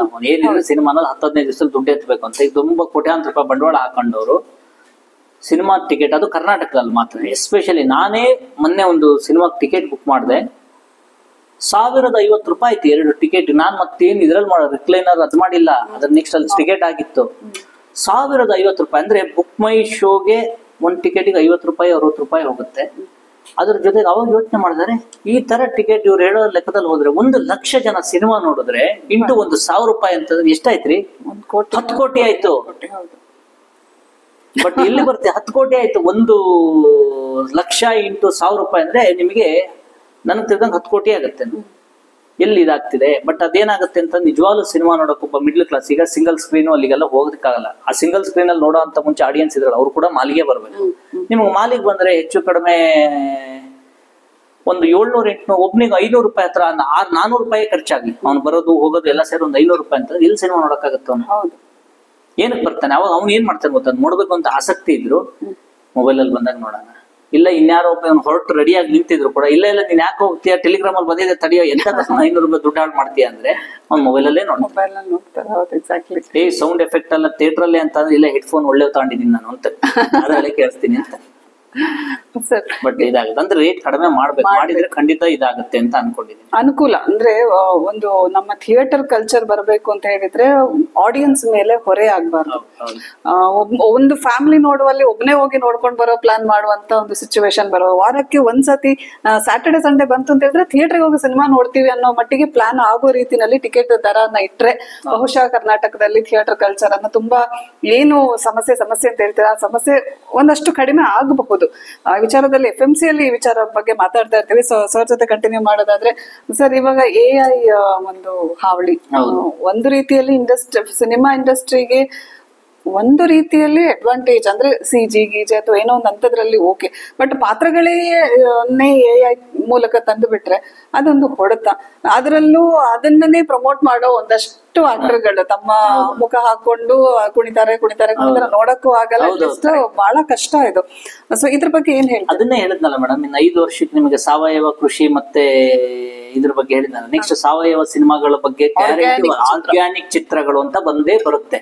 ಹೆಂಗೆ ಅಂತಂದ್ರೆ ಆ ಸಿನಿಮಾದಲ್ಲಿ ಒಂದು ದೊಡ್ಡ ಪ್ರಮೋಷನ್ ಶುರು ಆಗುತ್ತೆ. ಏನಂತಂದ್ರೆ ಈ ಸಿನಿಮಾದಲ್ಲಿ ನಾವು ಯಾವುದೇ ರೀತಿಯ CG ಬಳಸಿಲ್ಲ, ಹೀರೋ ನೋಡಕ್ ಹೇಗಿದ್ದ ಹಾಗೇ ಕಾಣ್ತಾ ಇದ್ದಾನೆ, ಒರಿಜಿನಲ್ ಆಗು ಹಾಗೇ ಇದ್ದಾನೆ, ಅವನು ಯಾವುದೇ ರೀತಿಯ ಇದು ಮಾಡಿಲ್ಲ. ಆಮೇಲೆ ಸಿನಿಮಾದಲ್ಲಿ ಆ ಒಂದು ಮಾರ್ಕೆಟ್ ಅಂತಂದ್ರೆ ಆ ಮಾರ್ಕೆಟ್ ಅಲ್ಲಿ ಒಂದು ಗಾಡಿನೂ ನಾವು ಎಕ್ಸ್ಟ್ರಾ ಅಡಿಷನ್ ಮಾಡಿ CG ಮಾಡಿಲ್ಲ, ರಿಯಲಿಸ್ಟಿಕ್ ಆಗಿ ಮಾಡಿದೀವಿ. ಇದು ನಮ್ಮ ಸಿನಿಮಾದ ಹೈಲೈಟ್ ಅಂತ ಹೇಳಿ ಒಂದು ಕಾಲಕ್ಕೆ ತುಂಬಾ ದೂರ ಇಲ್ಲ, ಯಾಕೆಂತಂದ್ರೆ ಎಲ್ಲ ಬರ್ಲೇಬೇಕಲ್ವಾ. ನಾನ್ ಮೊನ್ನೆ ಒಂದು ಆಪ್ ನೋಡ್ತಾ ಇದ್ದೆ, ನಿಮ್ಗೆ ಯಾರೋ ಒಬ್ಬ ನನ್ನ ಫೇಸ್ಬುಕ್ ಅಲ್ಲಿ ಫ್ರೆಂಡ್ ಇರೋಂತ, ಈಗ ಅದು ನೀವು ಆಕ್ಚುಲಿ ನೋಡಿರ್ಬೋದು, ಅವ್ನು ಹಿಂಗಿದಾನೆ ಪಕ್ಕದಲ್ಲಿ ಯಾವ್ದೋ ಒಂದು ಹುಡುಗಿ ಬಂದು ರಪ್ಪನ್ ಕಿಸ್ ಮಾಡೋ ತರಲ್ಲಿ, ಅರೆ ಇದೇನಪ್ಪ ಇವ್ನಿಗೆ ಹಿಂಗೆ ಇದು ಅಂತ. ಆಮೇಲೆ ನಂಗೆ ಗೊತ್ತಾಗ್ಬೇಕು ಪುಣ್ಯಕ್ಕೆ ಅವ್ನು ಏನ್ ಮಾಡಿದೆ, ಯಾವ್ದೋ ಒಂದು ಸ್ಟಾರ್ ಹೀರೋಯಿನ್ ಇಟ್ಕೊಂಡು ಅವ್ನು ಮಾಡ್ಕೊಂಡು, ಹಂಗಾಗಿ ನನಗೆ ಇದೇನೋ ಟೆಕ್ನಾಲಜಿ ಅಂತ ಗೊತ್ತಾಗ. ಇಲ್ಲ ಅಂತಂದ್ರೆ ಯಾರೋ ಸಾಮಾನ್ಯದರ ಆಗ್ಬಿಟ್ರೆ ಏನಪ್ಪ ಇದು ಅನ್ನೋದು. ಅಂದ್ರೆ ನಿಮ್ಗೆ ಎಲ್ಲಿ ಬಂತು ರಿಯಾಲಿಟಿ, ಎಲ್ಲಿ ಬಂತು? ಸತ್ಯ ಮತ್ತೆ ಅಸತ್ಯದ ಮಧ್ಯೆ ಡಿಫ್ರೆನ್ಸ್ ಎಲ್ಲಿ ಗೊತ್ತಾಗುತ್ತೆ? ಅವಾಗ ಇಂಟ್ರೆಸ್ಟ್ ಎಲ್ಲಿ ಉಳಿಯುತ್ತೆ ಅಲ್ವಾ? ಅದು ಆಗ್ಬೋದು. ಹಾಗಾಗಿ AI ಟೆಕ್ನಾಲಜಿ ಇವೆಲ್ಲವೂ ಏನ್ ಗೊತ್ತಾ, ಯಾವ ಟೆಕ್ನಾಲಜಿ ನಿಲ್ಸಕ್ಕಾಗಲ್ಲ, ಮುಂದುವರಿಯಂತದ್ದು ಮುಂದುವರಿತಾನೆ ಇರುತ್ತೆ. ಅದ್ರಲ್ಲಿ ನಮ್ಗೆ ಯಾವ್ದು ಬೇಕು ಏನ್ ಬೇಡ, ಜನಕ್ಕೂ ಬೇಜಾರು ಬರ್ಲೇಬೇಕಲ್ಲ. AI ಟೆಕ್ನಾಲಜಿ ನೋಡಿ ನೋಡಿ ನೋಡಿ ನೋಡಿ ಅವ್ರು ಎಷ್ಟು ದಿವಸ ನೋಡೋದು, ಇದೇನಪ್ಪ ನಾವು ರಿಯಲಿಸ್ಟಿಕ್ ಆಗಿ ಏನಾದ್ರು ನೋಡ್ಕೊಂಡ್ ಬರೋಣ. ನೆಕ್ಸ್ಟ್ ದೊಡ್ಡ ದೊಡ್ಡ ಬಜೆಟ್ ಇವೆಲ್ಲವೂ ಇದಾವಲ್ಲ, ಅದ್ರ ಬಗ್ಗೆ ಆಸಕ್ತಿನೇ ಜನಕ್ಕಿರಲ್ಲ. ಬೇಕಾದ್ರೆ ನೋಡಿ 100% ಮತ್ತೆ ಈಗಲೂ ಇದೆ ಕಂಟೆಂಟು ಸಣ್ಣ ಇದರಲ್ಲಿ ನೋಡಿದ್ರೆ. ಥಿಯೇಟರ್ ಒಳಗಡೆ ಹೋದ್ರೆ ನನ್ನ ಏನೋ ಒಂದು ಯಾವ್ದೋ ಒಂದು ಪ್ರಪಂಚದ ಒಳಗಡೆ ಇದೀವೇನೋ ಆ ರಿಯಲಿಸ್ಟಿಕ್ ಆಗಿ ಇಷ್ಟಪಡ್ತಾರೆ. ಕರೆಕ್ಟ್, ನೀವ್ ಹೇಳಿದಂಗೆ AI ಈ ಡಿಜಿಟಲ್ ಎಷ್ಟೇ ಬಂದ್ರು ಎಲ್ಲದಕ್ಕೂ ಒಂದು ಸ್ಯಾಚುರೇಷನ್ ಪೀರಿಯಡ್ ಅಂತ ಇರುತ್ತೆ. ಆ ಪೀರಿಯಡ್ ಬಂದು ಮತ್ತೆ ನೀವ್ ಹೇಳ್ದಂಗೆ ಆರ್ಗ್ಯಾನಿಕ್ ಸಿನಿಮಾಗಳು ಬರ್ತಾ ಇದಾವಪ್ಪ, ನಾವೇ ಡೈರೆಕ್ಷನ್ ಮಾಡ್ತಿದೀವಿ, ರಿಯಲ್ ಆಗಿ ಎಲ್ಲವೂ ಸಹಜವಾಗಿದೆ ಬಂದು ನೋಡಿ, ಅಂಡ್ ಸಹಜ ಸಿನಿಮಾಗಳನ್ನೇ ನಾವು ನೋಡೋದಕ್ಕೆ ಇಷ್ಟಪಡ್ತೀವಿ ಅಂತ ಆಡಿಯನ್ಸ್ ಕಡೆಯಿಂದನೂ ಬಂದ್ಬಿಟ್ರೆ ಬಹುಶಃ ಮತ್ತೊಮ್ಮೆ ಸಿನಿಮಾ ಇಂಡಸ್ಟ್ರಿ ಆಗಿ ದೊಡ್ಡದಾಗಿ ಬೆಳೆಯಬಹುದು. Very relationship will comes with expiry date ಅಂತ. ಅಂದ್ರೆ ಪ್ರತಿಯೊಂದು ಸಂಬಂಧ, ಅದು ಅಪ್ಪ ಅಮ್ಮನ ಸಂಬಂಧ ಇರ್ಬೋದು, ಗಂಡ ಹೆಂಡತಿ, ಯಾವತ್ತೂ ಒಂದು ದಿವಸ ಕೊನೆ ಅನ್ನೋದಿದೆಯಲ್ಲ, ಅದೇ ತರ ಈ ಟೆಕ್ನಾಲಜಿ ಇನ್ನೊಂದು ಇವೆಲ್ಲವೂ ಪ್ರತಿಯೊಂದಕ್ಕೂ ಒಂದಲ್ಲ ಒಂದು ದಿವಸ ಕೊನೆ ಇದೆ, ಕೆಲವು ಸತ್ವ ಮಾತ್ರ ಉಳಿತಾ ಹೋಗುತ್ತೆ. Correct sir. ಇನ್ನು ಬಿಕಾಸ್ ನೀವು ಹೀರೋ ಆಗಿ ಕಂಟಿನ್ಯೂ ಆಗ್ಬೇಕಾಗಿರೋದ್ರಿಂದ ಡಯಟ್, ಜಿಮ್ ಇದೆಲ್ಲ ಹೆಂಗ್ ಮಾಡ್ತಾ ಇದ್ದೀರಾ? ಇಲ್ಲ, ನಾನು ಆಕ್ಚುಲಿ ಜಿಮ್ಗೆ ಅಂತ ಏನ್ ಪರ್ಟಿಕ್ಯುಲರ್ ಆಗಿ ತುಂಬಾ ಇದು ಮಾಡಲ್ಲ. ಬಟ್ ಆದ್ರೆ ದಿವಸ 1-1.5 ಗಂಟೆ ಈಗ ಜಾಗಿಂಗ್, ಡೈಲಿ ಒಂದು 4 ಕಿಲೋಮೀಟರ್ ವಿತೌಟ್ ಫೇಲ್ ಜಾಗಿಂಗ್ ಮಾಡ್ತೀನಿ.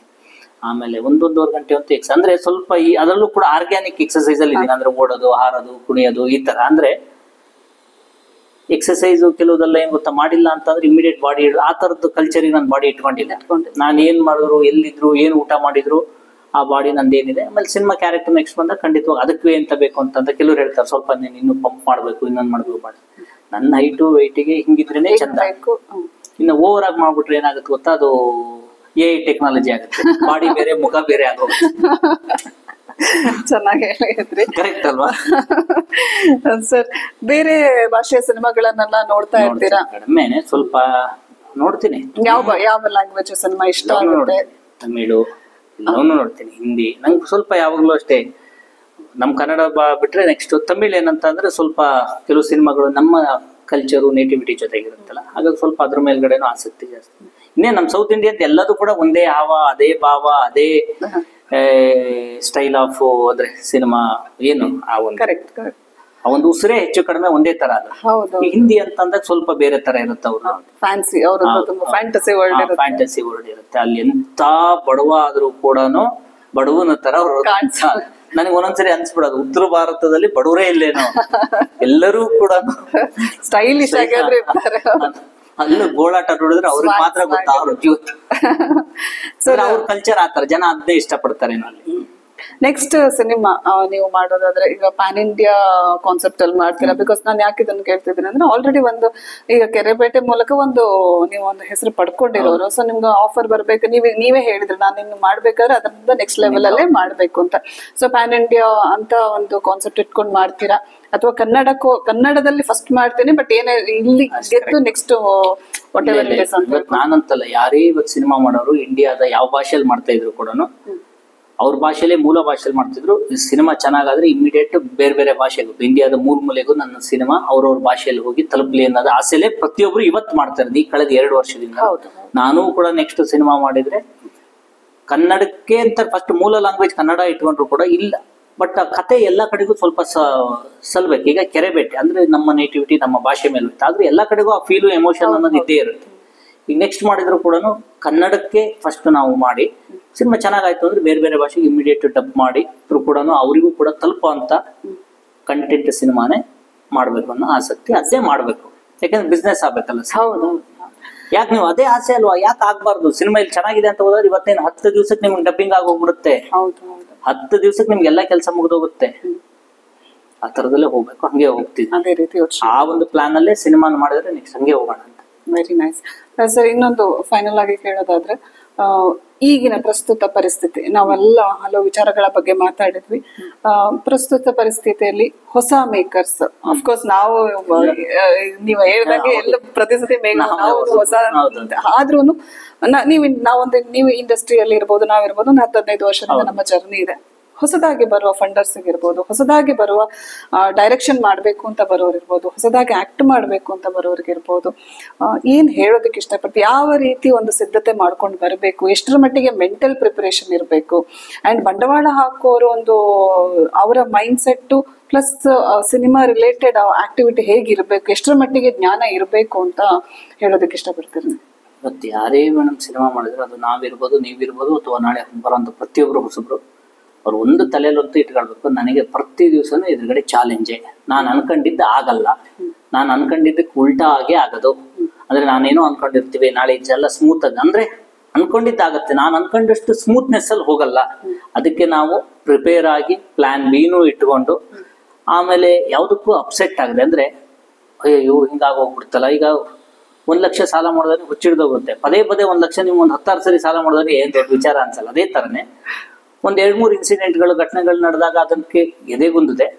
ಇಲ್ಲ, ಸಿನಿಮಾ ಅನ್ನೋದು ಇರೋದೇ ಹಾಗೆ. ಯಾಕೆ ಅಂತಂದ್ರೆ ಈ ಸಿನಿಮಾ ಇಷ್ಟೊಂದು ಯಾಕೆ ಒದ್ದಾಡಿಸುತ್ತೆ ಅಂತಂದ್ರೆ, ಸಿನಿಮಾಕ್ಕಿರುವಂತ ಗೆಲುವು, ಅದಕ್ಕೆ ಸಕ್ಸಸ್ ಸಿಕ್ಕಿದ್ರೆ ಅದಕ್ಕಿರುವಂತ ಅದು ಬೇರೆ ಯಾವ ಫೀಲ್ಡ್ಗೆ ಇಲ್ಲ. ಹಾಗಾಗಿ ಪ್ರತಿಯೊಂದು ಕೂಡ ಅಷ್ಟೊಂದು ಶ್ರಮ ಹಾಕಿದ್ರೆ ನನಗ್ ತಿಳಿದಾಗೆ ಶ್ರಮ ಹಾಕಿದ್ಕೊಳ್ಳೆ ಗೆದ್ದು ಬಿಡ್ತೀವಿ ಅಂತಲ್ಲ, ಹಂಗಂತ ಗೆದ್ದವರೆಲ್ಲ ತುಂಬಾ ಶ್ರಮ ಹಾಕಿದ್ದಾರೆ ಅಂತನಲ್ಲ. ಅಟ್ಲೀಸ್ಟ್ ಒಂದು ಕ್ವಾಲಿಟಿ ಶ್ರಮ ಹಾಕಿದಾಗ ಒಂದು ಕ್ವಾಲಿಟಿಯಾಗಿ ರೆಕಗ್ನೈಸ್ ಆದ್ರೂ ಆಗ್ಬೋದೇನೋ ಅನ್ನೋ ಒಂದು ನಂಬಿಕೆ ನಂದು. ಅದು ಕೂಡ ಒಂದೊಂದ್ಸರಿ ಶ್ರಮ ಆಗಿಮಾನು ಒಂದೊಂದ್ಸರಿ ಸುಳ್ಳು ಅನ್ಸ್ಬಿಡುತ್ತೆ.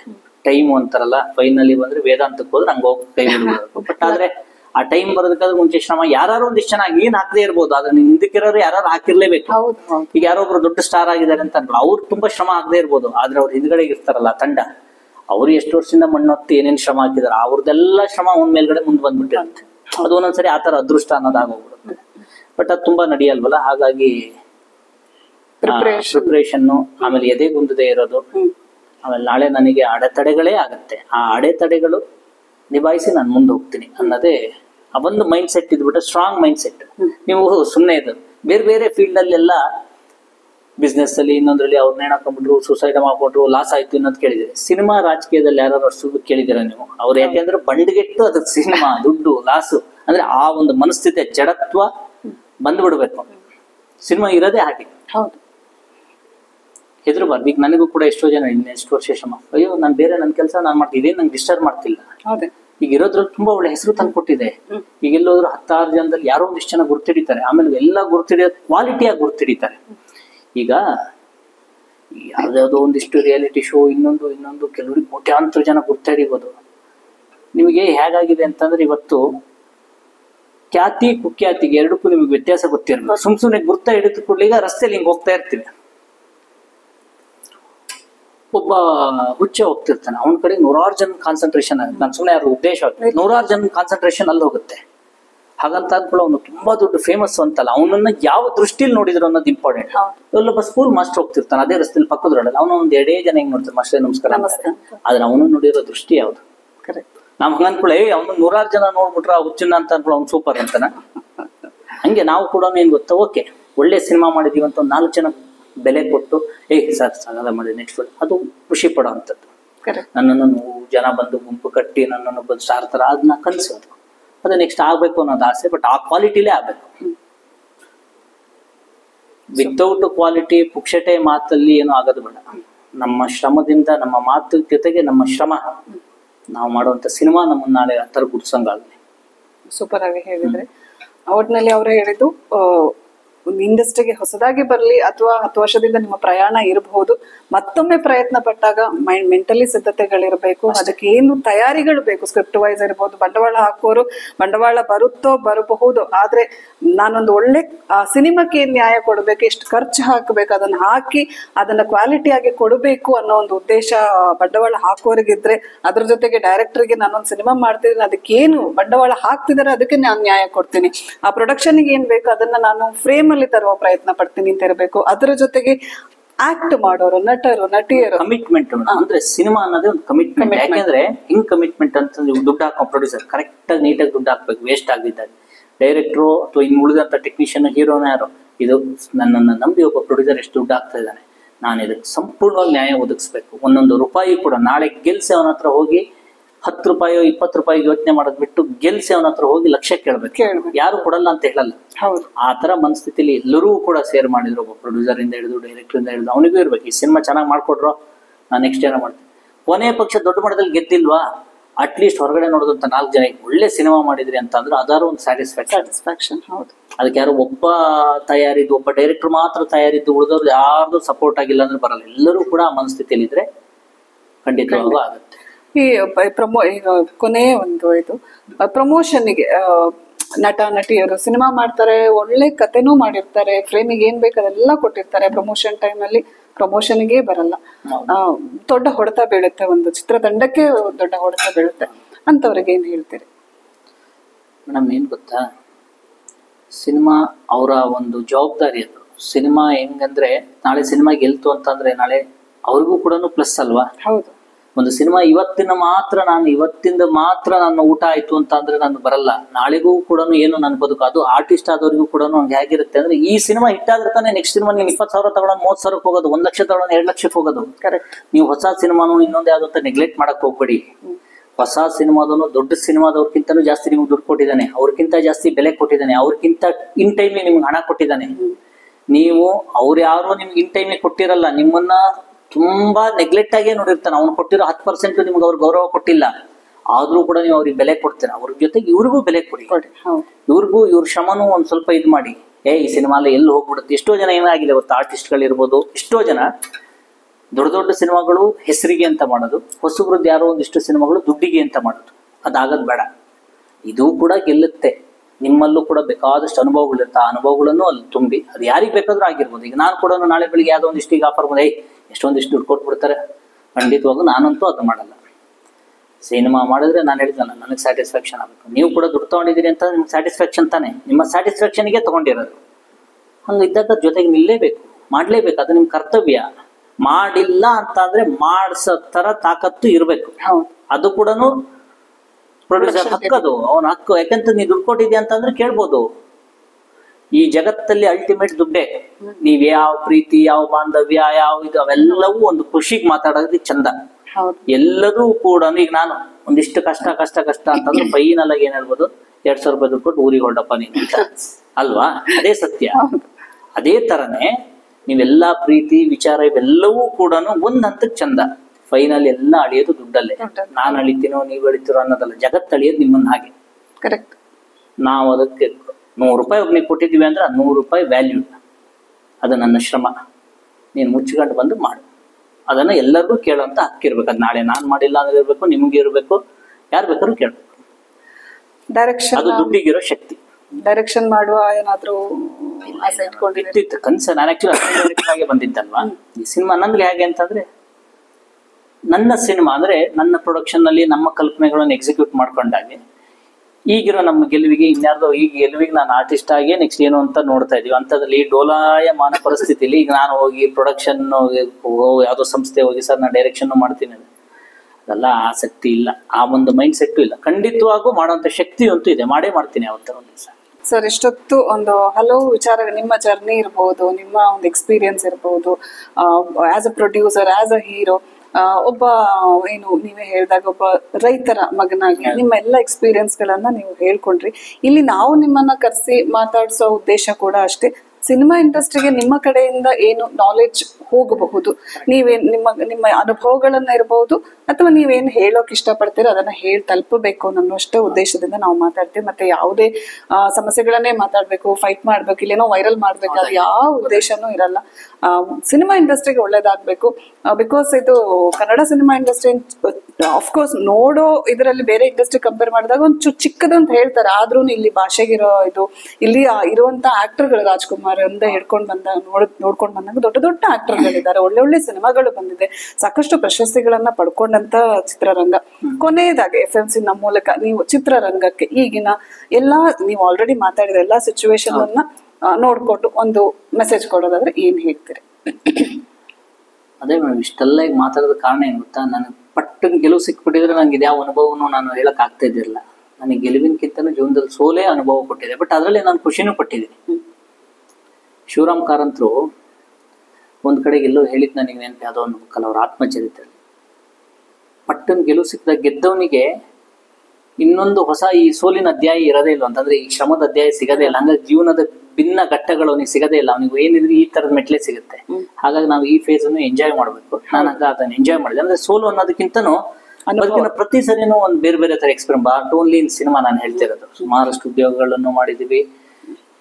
ಹಾಗಾಗಿ ಆ ಒಂದು ಅನುಭವದಲ್ಲೇ ಹೇಳಿದೆ. ಈಗ ಆರ್ಟಿಸ್ಟ್ಗಳ ಬಗ್ಗೆ ಇನ್ನೊಂದು, ಪ್ರತಿಯೊಂದು ಒಬ್ಬ ಟೆಕ್ನಿಷಿಯನ್ ಇರ್ಬೋದು, ಒಬ್ಬ ಪ್ರೊಡ್ಯೂಸರ್ ಇರ್ಬೋದು, ಈ ಕಡೆಯಿಂದ ಕೊಡೋದು ತಗೊಳ್ಳೋದು ಎರಡೂ ಕೂಡ ಯಾವತ್ತೂ ರೆಸ್ಪೆಕ್ಟ್ಫುಲ್ ಆಗಿದ್ದಾಗ, ಇಬ್ಬರಲ್ಲೂ ಕೂಡ ಇಲ್ಲ ನಾನು ಖಂಡಿತವಾಗೂ ನ್ಯಾಯ ಒದಗಿಸ್ಬೇಕು ಅನ್ನೋ ಒಂದು ಮನಸ್ಥಿತಿ ಇದ್ದಾಗ ಖಂಡಿತವಾಗೂ ಎಲ್ಲರೂ ಕೂಡ ಒಳ್ಳೇದೇ ಪ್ರಾಡಕ್ಟ್ ಆಗುತ್ತೆ. ಎಲ್ಲರಿಗೂ ಇರಬೇಕು. ನಾನು ಹೇಳಿದ ನಾನು ಒಬ್ರಿಗೆ ಇದ್ರೆ ಇಲ್ಲಿ ಏನು ಮಾಡೋದಿಲ್ಲ. ಅಟ್ಲೀಸ್ಟ್ ಎಲ್ಲರಿಗೂ ಇರೋದು ಬೇಡ, ಮೇನ್ ಪಿಲ್ಲರ್ ಯಾರು ಒಂದು 3-4 ಜನ ಇರ್ತಾರಲ್ಲ, ಅವ್ರು ಇದ್ರೆ ಉಳಿದವ್ರನ್ನೆಲ್ಲರೂ ಮಾಡಿಸ್ಕೊಳ್ತಾನೆ ಅಲ್ವಾ? ಅಷ್ಟೇ. ಸಿನಿಮಾ ಅನ್ನೋದು ನಿರಂತರ, ಅದು ಪ್ರಯತ್ನಗಳು ಮಾತ್ರ ಯಾವತ್ತೂ ಕೂಡ ಅದು ನಿತ್ಯ ನಿರಂತರ. ಅದು ಕೂಡ ಅದರಲ್ಲಿ ನಾವು ಕೂಡ ಎಲ್ಲರೂ ಕೂಡ ಮಾಡ್ತಾ ಇದೀವಿ. ಅದ್ರಲ್ಲಿ ಗೆಲುವಾಗ್ಲಿ, ಯಾರ್ಯಾರು ಶ್ರಮ ಆಗ್ತಿದಾರೆ ಎಲ್ಲರಿಗೂ ಕೂಡ ಗೆಲುವಾಗ್ಲಿ, ಒಳ್ಳೆ ಸಿನಿಮಾಗಳು ಗೆಲ್ಲಲಿ. ಅಟ್ಲೀಸ್ಟ್ ನಮ್ಮಲ್ಲಿ ಏನ್ ಗೊತ್ತಾ, ಗುರ್ಸೋಂತ ಮನಸ್ಥಿತಿಗಳಾದ್ರೂ ನಮ್ಮ ಇಂಡಸ್ಟ್ರಿಯಲ್ಲಿ ಹೇಗಾಗುತ್ತೆ ಅಂತಂದ್ರೆ, ಗುರ್ಸೋದು ಅನ್ನೋದು ಭಾರಿ ಇಂಪಾರ್ಟೆಂಟ್. ನಿಮ್ಗೆ ಹಿಟ್ಟು ಫ್ಲಾಪ್ ಅನ್ನೋದು ಸೈಡಿಗೆ ಇಟ್ಟೋದು. ಯಾರೇ ಇರಲಿ, ಒಬ್ಬ ಟೆಕ್ನಿಷಿಯನ್ ಇರಲಿ, ಒಬ್ಬ ಡೈರೆಕ್ಟ್ರು, ಕ್ಯಾಮ್ರಾಮ್ಯಾನು, ರೈಟ್ರು, ಯಾರೇ ಆಗಲಿ, ಸಿನಿಮಾ ಒಂದು ಸಿನಿಮಾದಿಂದನೇ ಎಲ್ಲರನ್ನೂ ಅಳದ್ ಬಿಡ್ಬಾರ, ಸಿನಿಮಾದಲ್ಲಿ ಏನೇನಿತ್ತು ಎಲ್ಲವನ್ನು ಸಪ್ರೇಟ್ ಬಿಡಿ ಭಾಗ ಮಾಡ್ಬೇಕು. ಬಿಡಿ ಭಾಗ ಮಾಡಿದಾಗ ಇದು ಉತ್ತಮ ಇದೆಯಾ, ಈಗ ಒಂದು ಗುಜರಿಗೆ ಒಂದು ಐಟಮ್ ಹಾಕಿದಾಗ ಏನ್ ಮಾಡ್ತೀವಿ, ಒಂದು ಕಾರ್ನ ಹಾಕಿದಾಗ ಅದನ್ನ ಅಷ್ಟು ಒಂದು ಗುಜರಿ ಸ್ಕ್ರಾಪ್ ಮಾಡ್ಬಿಡಲ್ಲ, ಅದ್ರಲ್ಲಿ ಏನೇನ್ ಐಟಮ್ ತೆಗಿತಾನಲ್ಲ ಆ ತರ. ಇವನು ಒಳ್ಳೆ ಟೆಕ್ನಿಷಿಯನ್ ಇದ್ದ, ಇವನ್ ಎತ್ಕೊಳ್ಳಿ, ಇವನೊಬ್ಬ ಒಳ್ಳೆ ಡೈರೆಕ್ಟರ್ ಇದ್ದ. ಹಂಗೆ ಅವಕಾಶಗಳು ಮಾಡ್ತಾ ಹೋದಾಗ ಏನು ಹಳೆ ನೀರ್ ಜೊತೆಗೆ ಹೊಸ ನೀರು ಹೋಗಿ ಸೇರುತ್ತೆ, ಅವಾಗ ಹಳೆ ನೀರು ಕೂಡ ಶುದ್ಧ ಆಗ್ತಾ ಹೋಗುತ್ತೆ, ಇದಕ್ಕೂ ಕೂಡ ಒಂದು ಚಲನೆ ಸಿಗುತ್ತೆ. ತುಂಬಾ ಚೆನ್ನಾಗಿ ಹೇಳಿದ್ರು. ಅಂಡ್ ತುಂಬಾ ಖುಷಿ ಆಯ್ತು ನೀವು ನಮ್ಮ ಫಿಲ್ಮ್ ಮೇಕರ್ ಕೌನ್ಸಿಲ್ ನ ಲೆಟ್ಸ್ ಟಾಕ್ ನಲ್ಲಿ ಬಂದು ಮಾತಾಡಿ ಹಲವು ವಿಷಯಗಳನ್ನ ಮಾತಾಡಿದ್ರಿ. ಹಾಗೇನೆ ನಿಮ್ಮ ಸಿನಿಮಾ ಬ್ಯಾಂಗ್ಳೂರ್ ಇಂಟರ್ನ್ಯಾಷನಲ್ ಫಿಲ್ಮ್ ಫೆಸ್ಟಿವಲ್ಗೆ ನೀವು ಕಳ್ಸಿದ್ದೀರಾ. ಆಯ್ಕೆಯಾಗಿ ಗೆದ್ದು ಬರ್ಲಿ ಅಂತ ಆಸೆ ಪಡ್ತೇನೆ. ಅದ್ರ ಜೊತೆಗೆ ಮುಂದೆ ಮಾಡೋ ಸಿನಿಮಾಗಳು ಕೂಡ ಥಿಯೇಟರ್ ನಲ್ಲೂ ಈ 100 ದಿನ ಕಲ್ಚರ್ ಇಲ್ಲದಿದ್ರು ಇರುವಷ್ಟು ದಿನ ಸೂಪರ್ ಆಗಿ ಓಡಿ ಮನೆ ಮಾತಾಗ್ಲಿ ದುಡ್ಡು ಮಾಡ್ಲಿ ಅಂಡ್ ಎಲ್ಲಾ ಬಿಸ್ನೆಸ್ ಗಳು ಆಗ್ಲಿ, ಹಾಗೆ ನೀವ್ ಇಷ್ಟಪಡುವಂತಹ ಪಾತ್ರಗಳೇ ನಿಮ್ಮನ್ನ ಹುಡುಕಿಕೊಂಡು ಬಂದು ನಿಮ್ಗಂತ ಸಿನಿಮಾಗಳಲ್ಲಿ ಅವಕಾಶ ಸಿಗ್ಲಿ ಅಂತ ಹಾರೈಸ್ತಾ ನಿಮ್ಗೆ ಆಲ್ ದ ಬೆಸ್ಟ್ ಅಂತ ಹೇಳ್ತಾ ಇದಿಷ್ಟು ನಾವು ಗೌರಿಶಂಕರ್ ಜೊತೆ ಮಾತಾಡಿದ್ದು. ಅವರ ಅನುಭವಗಳನ್ನ ಅವ್ರು ಹೇಳ್ಕೊಂಡ್ರು, ಹಾಗೇನೆ ಹೊಸಬ್ರಿಗೆ ಒಂದಷ್ಟು ವಿಚಾರಗಳನ್ನ ತಿಳಿಸಿದ್ರು. ದಯವಿಟ್ಟು ಕೇಳಿಸ್ಕೊಳ್ಳಿ, ಅಳವಡಿಸಿಕೊಳ್ಳಿ. ಒಂದೊಳ್ಳೆ ಸಿನಿಮಾ ಮಾಡ್ಬೇಕಾದ್ರೆ ಏನೇನು ಸಿದ್ಧತೆಗಳನ್ನ ಮಾಡ್ಕೋಬೇಕು, ಆಸ್ ಅ ನಟನಾಗಿ, ಆಸ್ ಅ ಪ್ರೊಡ್ಯೂಸರ್ ಆಗಿ, ಆಸ್ ಅ ನಿರ್ದೇಶಕರಾಗಿ, ಒಂದು ಟೀಮ್ ಆಗಿ ಯಾವ ರೀತಿ ಇರಬೇಕು ಅನ್ನೋದನ್ನ ತುಂಬಾ ಚೆನ್ನಾಗಿ ಹೇಳಿದ್ದಾರೆ. ಸೊ ಆ ಎಲ್ಲ ವಿಚಾರಗಳನ್ನ ಅಳವಡಿಸಿಕೊಂಡು ಒಳ್ಳೊಳ್ಳೆ ಸಿನಿಮಾಗಳನ್ನ ಮಾಡಿ ಅಂತ ಹೇಳ್ತಾ ಲೆಟ್ಸ್ ಟಾಕ್ ಈ ಕಾರ್ಯಕ್ರಮನ ಮುಗಿಸ್ತಾ ಇದ್ದೀನಿ. Take care, good bye.